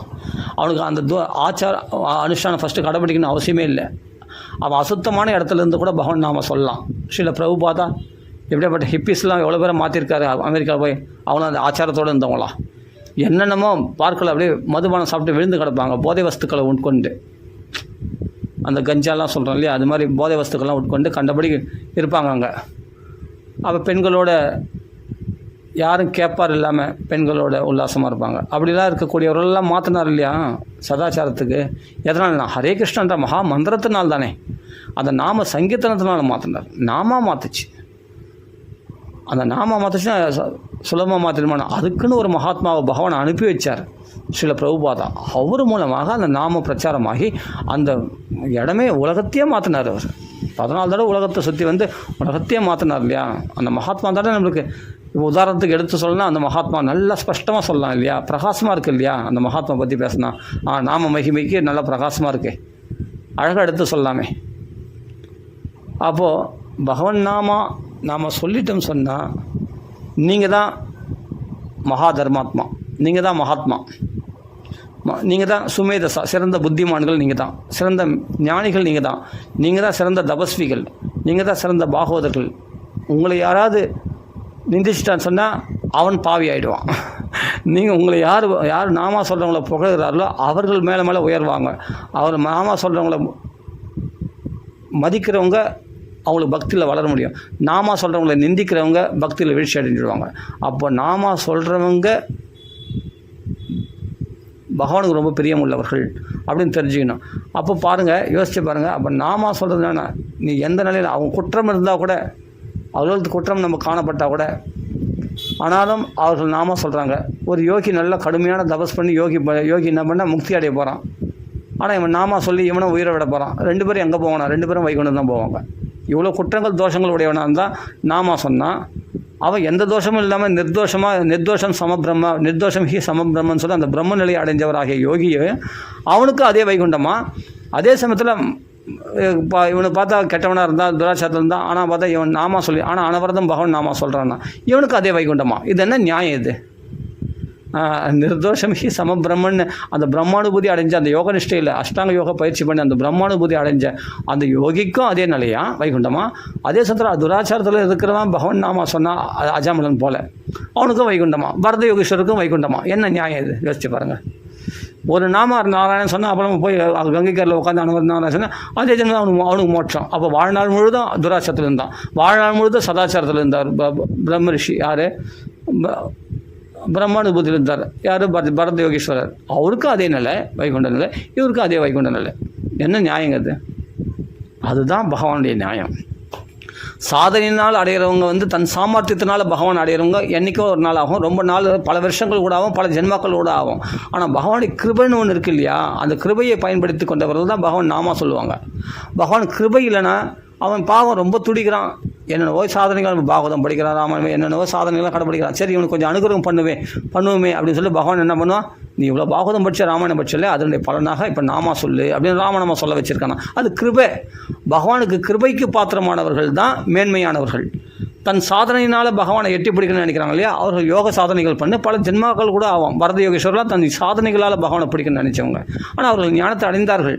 ஆனால் பக்தி கடைசியில் பக்தியை பற்றினதுனால அவர்கள் பூர்ண ஞானத்தை அடைந்தார்கள் பரத யோகேஸ்வரர். ஆனால் பக்தி இல்லாமல் எதுவும் செல்லுபடியாகாது. பக்தியை பற்றி கொண்டதுனால பரத யோகேஸ்வரர் கடைசியில் ஞானத்தில் சித்தி அடைந்தார். ஆனால் 3 ஜென்மம் ஆச்சு. ஆனால் அஜாமலனுக்கு மகா பாவியாக இருந்தார். அஜாமலன் வந்து பகவானுடைய கிருபையை பெற்றவன். ஆனால் விஷ்ணுதூரால் காப்பாற்றப்பட்டு அவன் ரட்சிக்கப்பட்டதுனால அதே ஜென்மாவத்தில் பகவான் அடைஞ்சிட்டான். அப்போது நாமா சொல்கிறவங்களாம் பகவானுடைய கிருபைக்கு பாத்திரமானவர்கள், தன் சாதனத்தை நம்புகிறவங்க கிடையாது. பகவானுடைய கிருபைக்கு பாத்திரமானதுனால தான் வாக்கில் அனைவரதும் ராம ராம ராம நாராயணா நாராயணன் அஜாமலுக்கு வந்தது. அப்போ கிருபை பெருசா சாதனை பெருசான்னு கேட்டால் கிருபை தானே பெருசு. பகவான் ஒருத்தர் இருக்கான் இல்லையா, நம்ம சாதனையினால் பகவானை தேடின்னு இருக்கோம். ஆனால் பகவான் அவனுக்கு நெஞ்சத்தில் கூடிக்கொண்டிருக்கான். வாக்கள் அனைவர்தான் ராமநாமம் வருதே, பகவான் நாக்கில் வந்துட்டே இருக்கானே, நாம ரூபத்தில், நாம வரல நாமி வரல. அப்போ அனைவர்தான் நாம வருதுன்னா அவன் பகவானால் அங்கீகரிக்கப்பட்டவன், பகவானால் அனுகிரகிக்கப்பட்டவன். நம்ம ஒரு சதாச்சாரமும் இல்லை, ஒரு நியமனிஷ்டை கடைபிடிக்கல. அவன் பார்த்தா எப்படி இருக்கான், பொறுக்கி மாதிரி இருக்கான், போக்கிரி மாதிரி இருக்கான், பார்க்கறது துராச்சாரம் மாதிரி இருக்கான், கண்ணங்கரையில் இருக்கான் அப்படின்லாம் நம்மளுக்கு தோணும். ஆனால் நாம சொல்கிறாரு பரம பாகவதர் அப்படின்னு நினைக்கணுமா? நான் சொல்லலை, இதை நான் சொல்கிறேன். இப்போ நம்ம ராமநாமா சொல்கிறோம், அதனால் அப்படி சொல்ல நினைக்காதீங்க. எவ்வளோ பேர் ராமநாமா சொல்கிறாங்க, எவ்வளோ பேர் ஆயிரக்கணக்கு மாதிரி நிறைய பேர் நாம சொல்கிறாங்க, ஹரே கிருஷ்ணா சொல்கிறாங்க, பகவான் நாம சொல்கிறாங்க, எவ்வளோ பேர் இருக்காங்க. அப்போ அவங்களையெல்லாம் கூட தான் குறிக்கும். அப்போ நான் சொல்கிறது அவங்களெலாம் பார்க்கறதுக்கு முகத்தை பார்க்காதீங்க, பிராமணனா சத்திரியனான்னு பார்க்கக்கூடாது. அவங்க நாமா சொல்கிறாங்கன்னா அவங்க வசதி தான். ஏன்னா அனைவரும் பகவான் நாம அவங்க நாக்கில் வர வச்சிருக்காங்கன்னா பகவானுடைய கிருபைக்கு பாத்திரமானவர்கள், அவர்களை அவமதிச்சிடக்கூடாது. அது புரிஞ்சுக்கணுன்னுக்காக சொல்ல வரேன். இப்போ நான் ஒருத்தன் தானே ராமநாம சொல்கிறேன், எவ்வளோ பேர் நாமநாம சொல்கிறாங்க, அவங்களும் கிருபைக்கு பாத்திரமானவர்கள் என்று சொல்ல வரேன். அதை புரிஞ்சுக்கணும். எல்லாரையும் தான் சொல்ல வரேன். ராமநாம சொல்கிறவங்க எல்லாருமே, ராமநாமம் மட்டும் இல்லை, ஹரே கிருஷ்ணா சொல்கிறவங்க எல்லாருமே பகவானுடைய கிருபைக்கு பாத்திரமானவர்கள் தான். பகவான் நாமாவை பிடிச்சிப்பாங்க திடமாக. பகவான் கிருபைக்கு பாத்திரம் இல்லாதவர்கள் சாதனைகளை அனுஷ்டானம் பண்ணுவாங்க. இல்லைன்னா அதுக்கு என்னென்னா ஆன்மீகத்தில் வரவங்கள நான் சொல்கிறேன். ஆன்மீகத்தில் வராதவங்க எவ்வளோ பேர் துராச்சார பாமரர்களாக கண்டதே காட்சி கொண்டதே கோலம்னு சொல்லி அன்றைக்கி சம்பாதிச்சதை செலவு பண்ணின்னு ஆனந்தமாக குடும்பமே கதின்னு கிரகவிரதர்களாக குடும்பத்தை காப்பாற்ற போஷிப்பதையே விரதமாக கொண்டவர்களை நான் இங்கே சொல்ல வரல. நான் ஆன்மீக பாதையில் இருக்கக்கூடியவர்களை சொல்ல வரேன். ஆன்மீக பாதையில் மற்ற சாதனங்களை கடைப்பிடிக்கிறவங்கனால தன் சாமர்த்தியத்தினால மேலே வரணும்னு நினைக்கிறவங்க, பகவான் கிருபைக்கு பாத்திரமானவர்கள், பகவான் நாம சங்கீர்த்தனம் பண்ணுறவங்க. அப்போ பகவான் கிருபைக்கு பாத்திரமாக தான் நம்ம ஆகணுமே தவிர நம்ம சாமர்த்தியத்தை நம்ம அங்கே பணையம் வைக்கவே கூடாது. நம்ம சாமர்த்தியமே இல்லை நமக்கு. தயவுசெய்து சரணாகதி தான் பெஸ்ட்டு. மாம் ஏகம் சரணம் பிரஜா, அவ்வளோதான். சரணாகதினா என்ன? இந்த ஹரே கிருஷ்ணா ஹரே ராமான்னு சொல்கிறியே, நாம சொல்கிறியே, இதான் சரணாகதி. வேறு என்ன? சரணாகதி தான் தனியாக சரணாகதி. 6 லட்சணங்களோட 6 அங்கங்கள் பரிபூர்த்தியாக சரணாகதி பண்ண முடியுமா? அதுக்கு கூட ஒரு தகுதி வேணும். பர்ஃபெக்டாக சரணாகதி பண்ணது விபீஷணன் மட்டும்தான். நம்மளாம் அதுக்கு தகுதி கிடையாது. பர்ஃபெக்டாக ஆணுகூல்ய சங்கல்பம், பிரதிகூல வர்ஜனம், அதெல்லாம் நம்ம பர்ஃபெக்டாக 6 அங்கங்களை கரெக்டாக கடைப்பிடிச்சு நம்ம சரணாகதி லட்சணங்களை பரிபூர்ணமாக கடைப்பிடிச்சு நம்ம சரணாகதி பண்ண முடியுமா? அதுக்கும் துப்பு இல்லை. அதுக்கும் நம்மளுக்கு கதி இல்லாமல் தான் போயிட்டோம். அதுவும் பர்ஃபெக்டாக நம்ம கையில் இல்லை. அப்போ நிறைய தோஷங்கள் உடையவர்களாக தான் இருக்கும். அப்போ நம்மளுக்கு என்ன தான் கதின்னா, கதி ரன்யதா, வேறு கதி இல்லை. நாம பிடிச்சி ஹரே நாம இவ கேவல களவு நாஸ்தேவ நாஸ்தி. கேவலனா அது ஒன்று மட்டுமே போதுமானது. வெறுமனே இந்த நாமத்தை மட்டும் பிடிச்சிக்கோ. கேவல களவு நாஸ்திய கதிரண்ட. No alternate. வேறு வழி கிடையாது. நாஸ்தியவ கதிரன்யதா, வேறு கதி கிடையாது. இந்த நாமத்தை பிடிச்சிக்கோ அப்படின்னு மகான்கள்லாம் கர்ஜிக்கிறாங்க. நாம் அதை அலட்சியப்படுத்திட்டு ஓப்பா எவ்வளோ நேரம் நாம சொல்கிறது, 2 மணி நேரம் சொல்லியாச்சு, போதும்னு நினைக்காத. சொன்னது போதலன்னு நினை. அப்போ தான் நம்மளுக்கு அபிவிருத்தி ஆகும். போதும்னு நினச்சிட்டுனா இருக்கிற காலத்தையே இன்னும் குறைச்சிப்போம். 2 மணி நேரம் சொல்கிறது 1 மணி நேரம் பார்த்தா 10 நிமிஷம் ஆகிடும். அப்படியே குறைஞ்சிடும் நாம சொல்கிறது. அதனால் போதும்னு நினைக்காத. நம்ம சொன்னது பத்தலையே, இன்னும் சொல்லணும் அந்த ஆர்வம் வரணும். அப்படி யாருக்கு அதிகரிக்குதோ அவங்களுக்கு நாம விருத்தியாகும். நாம ஆவருத்தி அதிகமாகி அவங்களுக்கு பகவானுடைய கிட்டக்க போய்டும். அவன் பகவான் கிருபைக்கு அதிகமாக பாத்திரமானவன் தான் அனவரதம் நாமா சொல்லணுன்ற புத்தி வரும் அவனுக்கு. அவர்தான் சுமேதசா, சிறந்த புத்திமான்கள். அவள் தான் மகாத்மா. அப்படிப்பட்ட மகாத்மா கிடையாது. சுதுர்லபகா வாசுதேவ சர்வமிதி மகாத்மா சுதுர்லபகா. வாசுதேவன் தான் எல்லாமே. நம்மளுக்கு இனிமேட்டு வாசுதேவன் தான் எல்லாமே அப்படின்னு. இனிமேட்டு வாசுதேவ பகவான் நாம தான் சொல்லலாம். இனிமேட்டு வாசுதேவன் தான் சர்வமிதி. இனிமேல் வாசுதேவன் தான் எல்லாம், பகவான் நாம தான் எல்லாமே அப்படின்னு பிடிச்சின்னு இருக்கிறான் பற்றிய உறுதியாக. அப்படிப்பட்ட மகாத்மா கிடைக்கிறது துர்லபம், பெரிய துர்லபமாக கிடைக்க மாட்டாங்க அப்படிப்பட்ட மகாத்மாக்கள். அப்படின்னு தான் பகவத்கீதை பகவான் சொல்கிறான். மகான்கள் சொல்கிறாங்க. பாகவதத்தில் நிறைய சாஸ்திரங்களை சொல்லியிருக்கு. இன்னும் தேவாரம், திருவாசகம் நீங்கள் படிச்சு 4000 திவ்ய பிரபந்தம் எங்கே பார்த்தாலும் நாம மகிமை கொட்டி கிடக்குது. ஆமாம், ஏதோ நான் என்னென்னா என் வாக்கு பரிசுத்தமாகிறதுக்காக இப்போ நான் யாருக்கும் தெரியாதுன்றதுனால இப்போ நான் உபதேசம் பண்ணுறேன்னு நினைக்காதீங்க. எனக்கே ஒன்றும் தெரியாது. இருந்தாலும் என்னென்னா என் வாக்கு பரிசுத்தப்படுத்துறதுக்காக இந்த நாம மகிமையை கொஞ்சம் எடுத்து பேசலான்னு கொஞ்சம் முன் வந்திருக்கேன். அவ்வளோதான், கொஞ்சம் பேசுகிறேன், அவ்வளோதானே தவிர எல்லோரும் உங்களை மாதிரி தான் நானும். அதனால் ஏதோ இந்த முக்கியத்துவம் தெரிஞ்சுக்கின்னு நாமத்தை பிடிச்சிக்கோ. என் மனசில் என்னத்தை ஓடினுக்கும், எதை விட்டாலும் விட நாமத்தை மட்டும் விடாத. அது யார் சொல்கிறது? எனக்குள்ளே இருந்து மனசாட்சியாக இருந்து எனக்குள்ளே யார் சொல்கிறது? பகவானுடைய கிருபை. பகவான் கிருபை பண்ணதுனால நம்ம நாக்கில் ராமா ராமான்னு வருது. அதை மட்டும் விட்டுறாத. நீ அதர்மம் நீ பாவமே பண்ணாலும் சரி, நாமத்தை விடாத. நம்ம பாவம் பண்ணிட்டுமே பகவான்களுக்கு கிட்ட போய் நெருங்க நம்மளுக்கு தகுதி இல்லையே அப்படின்னுக்காக நாமத்தை விட்டுறாத. நீ தகுதி இருதோ இல்லையோ, நீ வருத்தப்படாமல் போ. நீ தெரிஞ்சு செய்த தெரியாமல் செய்த பாவத்தை ஏதோ ஒன்று, ஆனால் நாமத்தை மட்டும் விடாது. ஜாக்கிரதையாக பிடிச்சிக்கோ. நான் வருத்தப்படுறேன்றதுக்காக பகவான் நாமத்தை விட்டுட்டேன்னு சொன்னால் அவன் மாயை விளையாட ஆரம்பிச்சிட்டான். கலிபுருஷன் உள்ளே பூந்து விளையாடிடுவான். ஜாக்கிரதையாக இருக்குது. அதனால் எந்த நிலையிலும் நாமத்தை விடாத. நீ பாவமே பண்ணாலும், நீ தப்பு செய்தால் கூட பரவாயில்ல, பகவான் மன்னிச்சிடுவான். நீ என்ன பண்ண தொடர்ந்து நாமா சொல்லினேரு. ஏன்னா தப்பு வந்து நம்ம வேணும்னே செய்கிறதில்ல, நம்ம அஜாக்கிரதையாக இருக்கும்போது நமக்குள்ளே காமக்ரோதங்கள் உண்டாகி நம்மளை தப்பு செய்ய தூண்டி விடுகிறது.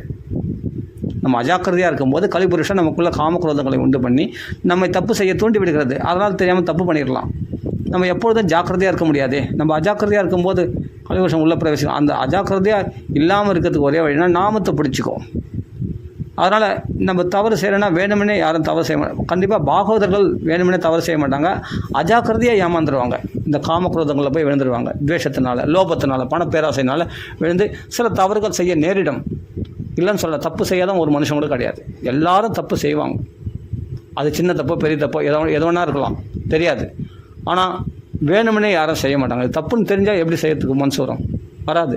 ஆனால் தண்ணியை மீறி அந்த மனசை அடக்க முடியாமல் ஏதோ தவறுதல், கோவப்பட்டிருக்கலாம், ஆசைப்பட்டிருக்கலாம், ஏதோ பணத்தை ஆசைப்பட்டிருக்கலாம், ஏதோ ஒன்று தவறுதல் பண்ணியிருக்கலாம். அந்த போது அப்போ நம்ம கண்ட்ரோலில் நம்ம மனசு இல்லையே.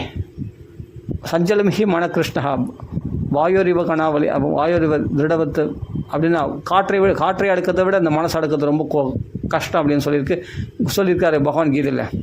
அர்ஜுனன் சொல்கிறானே. அப்படின்னும் போது அர்ஜுனனே அப்படி சொல்கிறான், பகவத் பக்தனாக்கி. அவனாலே மனசை அடுக்கிறது ரொம்ப கஷ்டம்.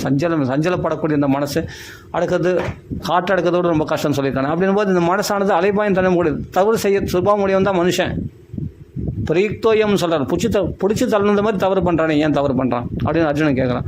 அதான்ப்பா ரஜோ குணம் தம்மோ குணம் அவனை போட்டு அந்த குணங்களானது அவனை புஷ் பண்ணி அந்த தவறு செய்ய தூண்டுது. அவன் விருப்பப்படலாம் கூட அவன் அந்த தவறு செய்ய தூண்டுது அப்படின்ட்டு கீதையில் பகவான் சொல்கிறார் இல்லையா. அர்ஜுனன் கேட்ட கேள்விக்கு பிரயுக்தோயம், பிடிச்சி தள்ளின மாதிரி அவன் போய் தவறு செய்கிறானே ஏன் அப்படின்னா, அதான் அந்த குணங்கள், அந்த மனசு தன் கண்ட்ரோல் இல்லாதனால. அப்போ என்ன பண்ணுறது தான், பகவான் நாமத்தை சொல்லு, தான் ஒரே வழி. பகவான் நாமத்தை சொன்னால் என்ன, நீ தவறு பண்ணுறது மனுஷ சுபாவம். அது சின்ன தவறோ பெரிய தவறோ, அது தெரிஞ்சு செய்த தெரியாமல் செய்த ஏதோ ஒன்று. அப்போ அது போக்கணுன்னா நீ என்ன பண்ண, நான் வருத்தப்படுறேன், ஆஹா பகவான் கிழக்கு நெருங்கத்துக்கு எனக்கு வெக்கமாக இருக்குது, நான் தப்பு பண்ணிட்டேன், அதனால் நான் போகிறதுக்கு விருப்பப்படல அப்படின்லாம் நீ சொன்னா நீ வருத்தப்படுறது இருக்கட்டும். நீ வருத்தப்படுறதுலாம் அப்புறமா வச்சுக்கோ. ஆனால் பகவான் நாமத்தை சொல்லு. நம்ம நல்லவனா கெட்டவனா பகவானுக்கு தெரிஞ்சால் போதும். நம்ம நல்லவன் இல்லைதான். யாருமே நல்லவர்கள் கிடையாது. பகவான் ஒருவனை தவிர உலகத்தில் யாருமே நல்லவர்கள் கிடையாது. ஆமாம், எங்கேயோ ஒரு இடத்துல நம்ம கெட்டவர்களாக இருப்போம்.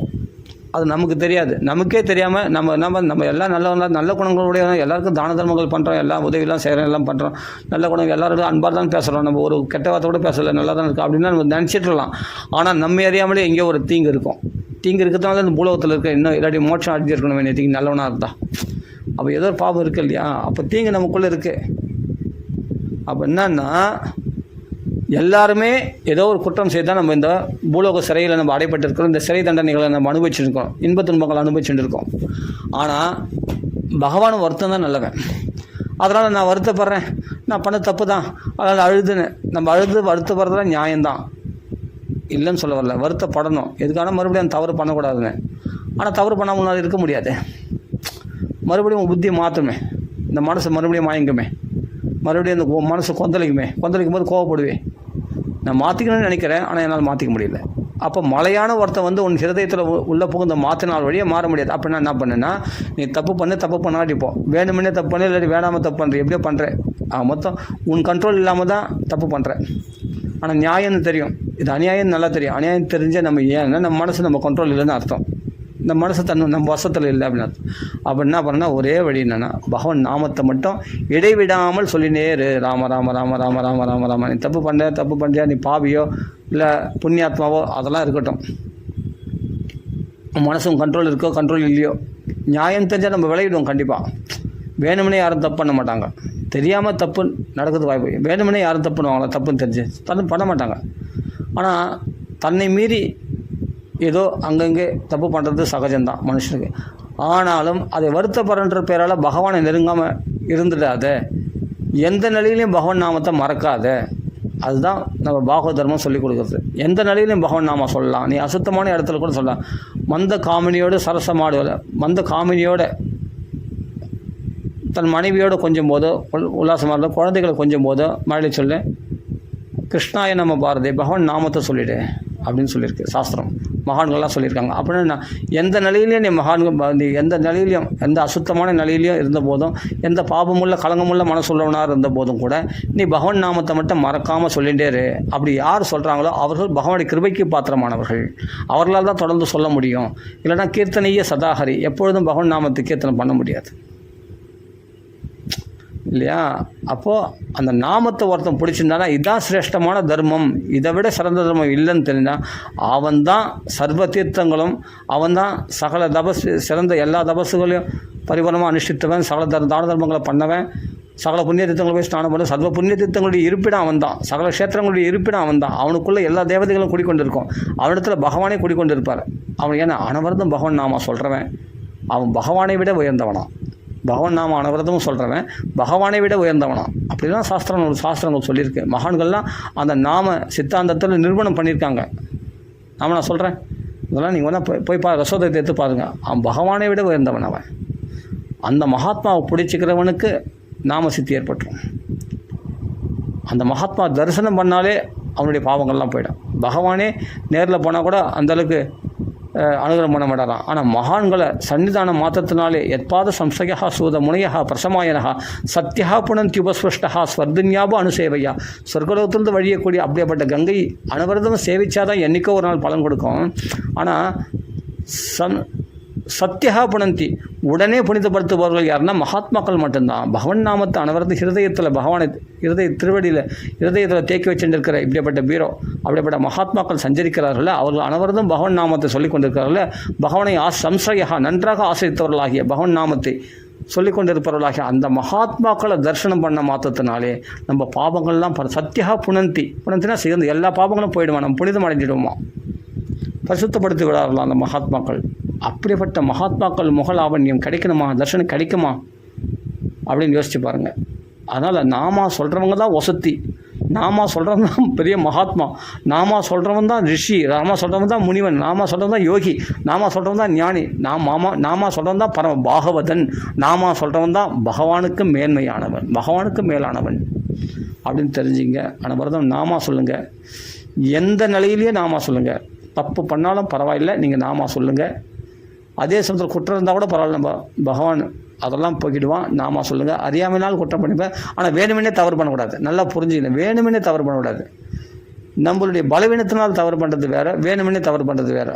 வேணுமெனே தவறு பண்ணாமல் இருக்கணும். பலவீனத்தினால் தெரியாமல் தவறு பண்ணிட்டேன் பரவாயில்ல, அதோட அப்படியே வேணுமெனே தவறு பண்ணியிருந்தா கூட அப்புறமா ச்சே தப்பு பண்ணிடக்கூடாது நீ வருத்தப்படுறியா, அப்போ நீ அந்த பாவத்துக்கு மன்னிப்பு உண்டு. அப்படின்னா உடனே பகவான் அப்படின்னா அதை பற்றி கவலைப்படாத, நாமா சொல்லு. நீ அந்த நாமத்தினால அந்த பாவத்தை நீ வேணுமெனே கூட தப்பு பண்ணியிருக்கலாம்.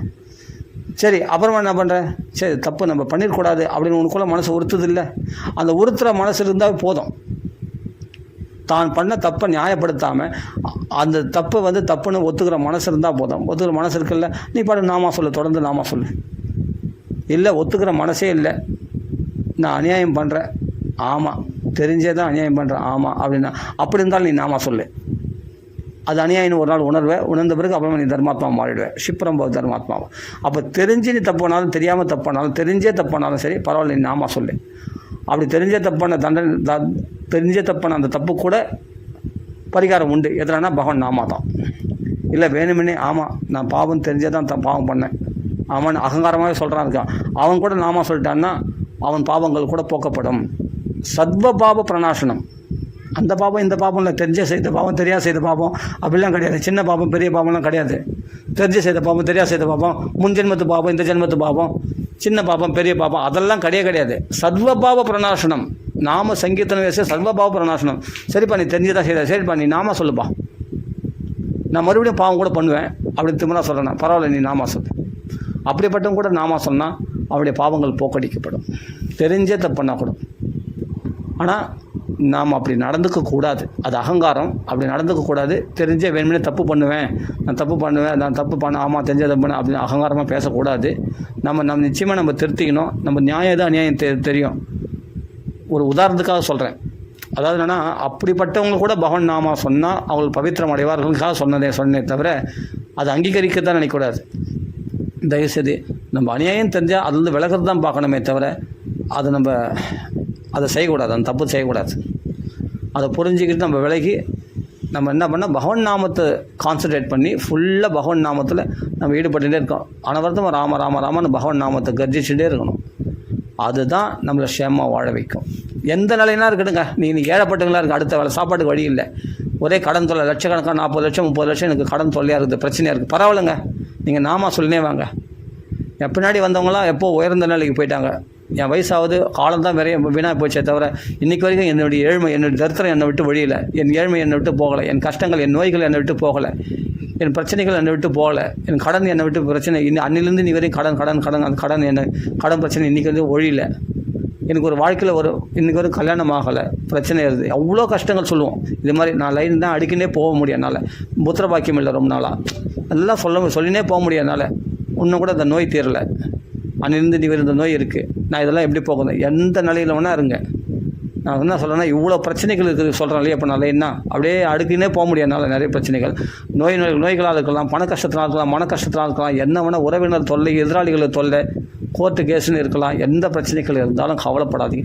நீங்கள் பாட்டு உட்காந்து நாமா சொல்லினே இருங்க. நீங்கள் எவ்வளோ தீவிரதையை உங்கள் நாம சங்கீர்த்தனத்தில் நீங்கள் காட்டுறீங்களோ, எவ்வளோ இந்த அளவுக்கு நாம ஜபத்தை நீங்கள் பண்ணுறீங்களோ, தொடர்ந்து அதனுடைய பலனை நீ வெளிப்படும் போது நீங்கள் ஒரு நாள் பூகம்பம் வெடிக்கிற மாதிரி, திடீர்னு ஒரு பாம்பு வெடிக்கிற மாதிரி வெடிக்கும் அந்த நாமா. நீங்கள் தொடர்ந்து சொல்லக்கூடிய அந்த நாமாவானது ஒரு நாள் டமால்னு வெடிக்கும். அந்த வெடிக்கும் போது அப்போ அதனுடைய பவரை நீங்கள் தெரிஞ்சுப்பீங்க. ஒரு அணுகுண்டு பாம்பு வெடித்த உடனே அப்பா அப்படின்னு சொல்கிறேன் இல்லையா, அவங்களுக்கு என்ன சத்தம், அப்பா அந்த இடமே எரிஞ்சு போச்சே அப்படின்னு சொல்கிறேன் இல்லையா. அப்போ இவ்வளோ நேரம் நான் அடங்கியிருந்தது, அது நல்லா பற்ற வச்சு உள்ளே புகுந்து அது எரிஞ்சு வெடிக்கும் போது பார்த்தா பயங்கரமாக இருக்குது. அது மாதிரி பகவான் நாமா வந்து என்னென்னா, நம்ம சொல்ல நம்மளுக்குள்ளே புகைஞ்சிருக்கு, அப்போ எரிய ஆரம்பிக்கும். அப்புறம் ஒரு நாள் என்ன பண்ணோம், நம்ம வாழ்க்கையே மாற்றிடும், புரட்டி போட்டுரும். அப்படி ஒரு வெடிக்கும். அந்த வெடிக்கும் போது பார்த்தா உங்கள் வாழ்க்கையே மாறி இருக்கான். அன்றைக்கி பார்த்தா பழசெல்லாம் நீங்கள் ஞாபகப்படுத்தினா கூட ஞாபகம் வராது. இந்த கஷ்டத்தெல்லாம் நம்ம இருந்தோமா அப்படின்ற அளவுக்கு கனவு போல தோணும், நம்ம அனுபவித்த கஷ்டங்கள்லாம். அப்படி மாற்றிட்டு நம்ம லைஃபை. அதனால் இன்றைக்கி இருக்கிற நிலையை வச்சு நாளைக்கு கணக்கு போடாதீங்க. இன்றைய நிலையை வச்சு நாளையுடைய நிலையை கணக்கு போடாதீங்க. நாளைய நிலையை வந்து தீர்மானிக்காதீங்க. இன்று நிலை வேறு, நாளைக்கு நிலை வேறு. அன்றன்றைக்கு அதன் பாடு போதும். புரியுதா? இன்றைக்கி அனுபவிக்கிற துப்பு இன்னையோடு போதும். முன்னாடி அனுபவிச்சதெல்லாம் இன்றைக்கி நினச்சி நீங்கள் வருத்தப்பட்டு இருக்கிறது தப்பு. அதே எதிர்காலத்தை நினச்சி இன்றைக்கி கவலைப்படுறதும் தப்பு. இன்றைக்கி சந்தோஷமாக இருக்கியா, அது வரையும் சந்தோஷமாக வந்து பகவான் நாமா சொல்லு.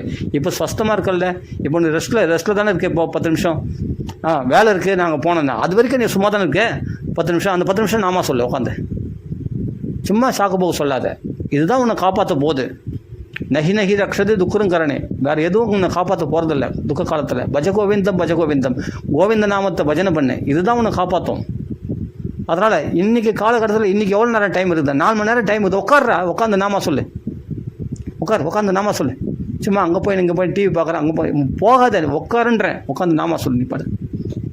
இருக்கிற காலத்தை தான் நம்ம இருக்கிற இந்த 24 மணி நேரம், 1 மணி நேரம் தான், அதுக்குள்ளே தானே எல்லா வேலையும் செய்யணும். அந்த சமயத்தில் நாமா சொல்லுன்றேன்.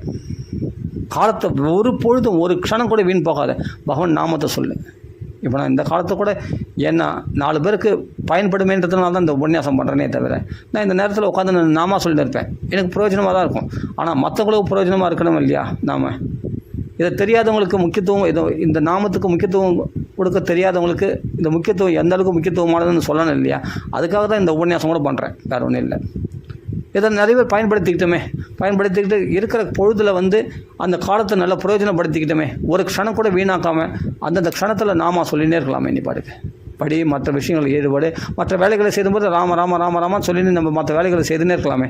எந்த வேலைகள் நடுவில் நாமா சொல்லினே அப்போ நாம கீர்த்தனை பண்ணினே பாட்டு பாடிக்கினே நிறைய பேர் வீட்டில் சமையல் வேலை செய்கிறாங்க, காய்கறி அறிகிறாங்க, எல்லாமே செய்கிறாங்க, சமையல் செய்கிறாங்க, எல்லாமே பண்ணுறாங்களே. நாம பாட்டு பாடினே எத்தனையோ பெண்கள்லாம் வீட்டில் பார்த்தா ஹம்மிங் பாட்டு பாடிக்கினே, ஏதோ பௌதிகமான பாட்டு பாடினே அவங்க பாடி எல்லா வேலைகளும் செய்கிறாங்க.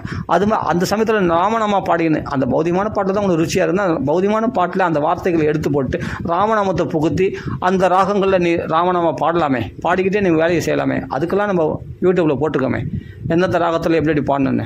எல்லா ராகத்துலையும் ராமநாமத்தை புகுத்தி பாடலாமே. பாடிக்கினே நீங்கள் பாட்டு சமையல் வேலை செய்யலாம், மற்ற காய்கறி அரியலாம், நம்ம துணி துவைக்கலாம், சாமான் துவைக்கலாம், எல்லா வேலைகளும் செய்துட்டு உணவு பரிமாறின்னு நம்ம பாட்டு பாடிக்கினே பகவான் நாமத்தை சொல்லி இருக்கும்போது நம்ம சாப்பிட்றது பிரசாதமாக மாறிட்டோம். நம்ம அருந்துற ஜலமானது புண்ணிய தீர்த்தமாக மாறிட்டோம். ஏன்னா பகவான் நாமா சொல்லிட்டு இத்தனை வேலைகள் செய்யணும், அந்த வேலைகள்லாம் பவித்திரமாகிடும். நம்ம வீடே கோயிலாக மாறிடும், சாநித்தியம் நிறைஞ்சதாக மாறிடும். நம்ம இதெல்லாம் கடைப்பிடிக்கலாம் இல்லையா? டைம் ஆயிடுச்சுன்னு நினைக்கிறேன். ஏன்னா ரொம்ப நேரம் ஆயிடுச்சுன்னா சில பேர் இவ்வளோ நேரம் கேட்கணுமா அப்படின்னு தான் நினைப்பாங்க. ஆனால் முக்கியமான விஷயம்னு தெரிஞ்சுக்கினவங்க சிரத்தையாக கேட்பாங்க. சரி, ஓகே, நம்ம இத்தோட பூர்த்தி பண்ணிப்போம். அதனால் எந்த நிலையிலையும் பகவான் நாமா சொல்லுங்கள். பகவான் நாமா மட்டும்தான் ஒரே தர்மம். பகவான் நாமா. நீங்கள் மற்ற தர்மங்கள்லாம் கடைப்பிடிக்காம ஓடி போங்க. பாகவதம் படிக்கிற, ராமாயணம் படிக்கிறேன்னு அதெல்லாம் நல்லது தான், ரொம்ப நல்லது, படிங்க, இது பண்ணுங்கள். ஆனால் அது படிக்காத நேரத்தில் பகவான் நாமா சொல்லுங்கள்.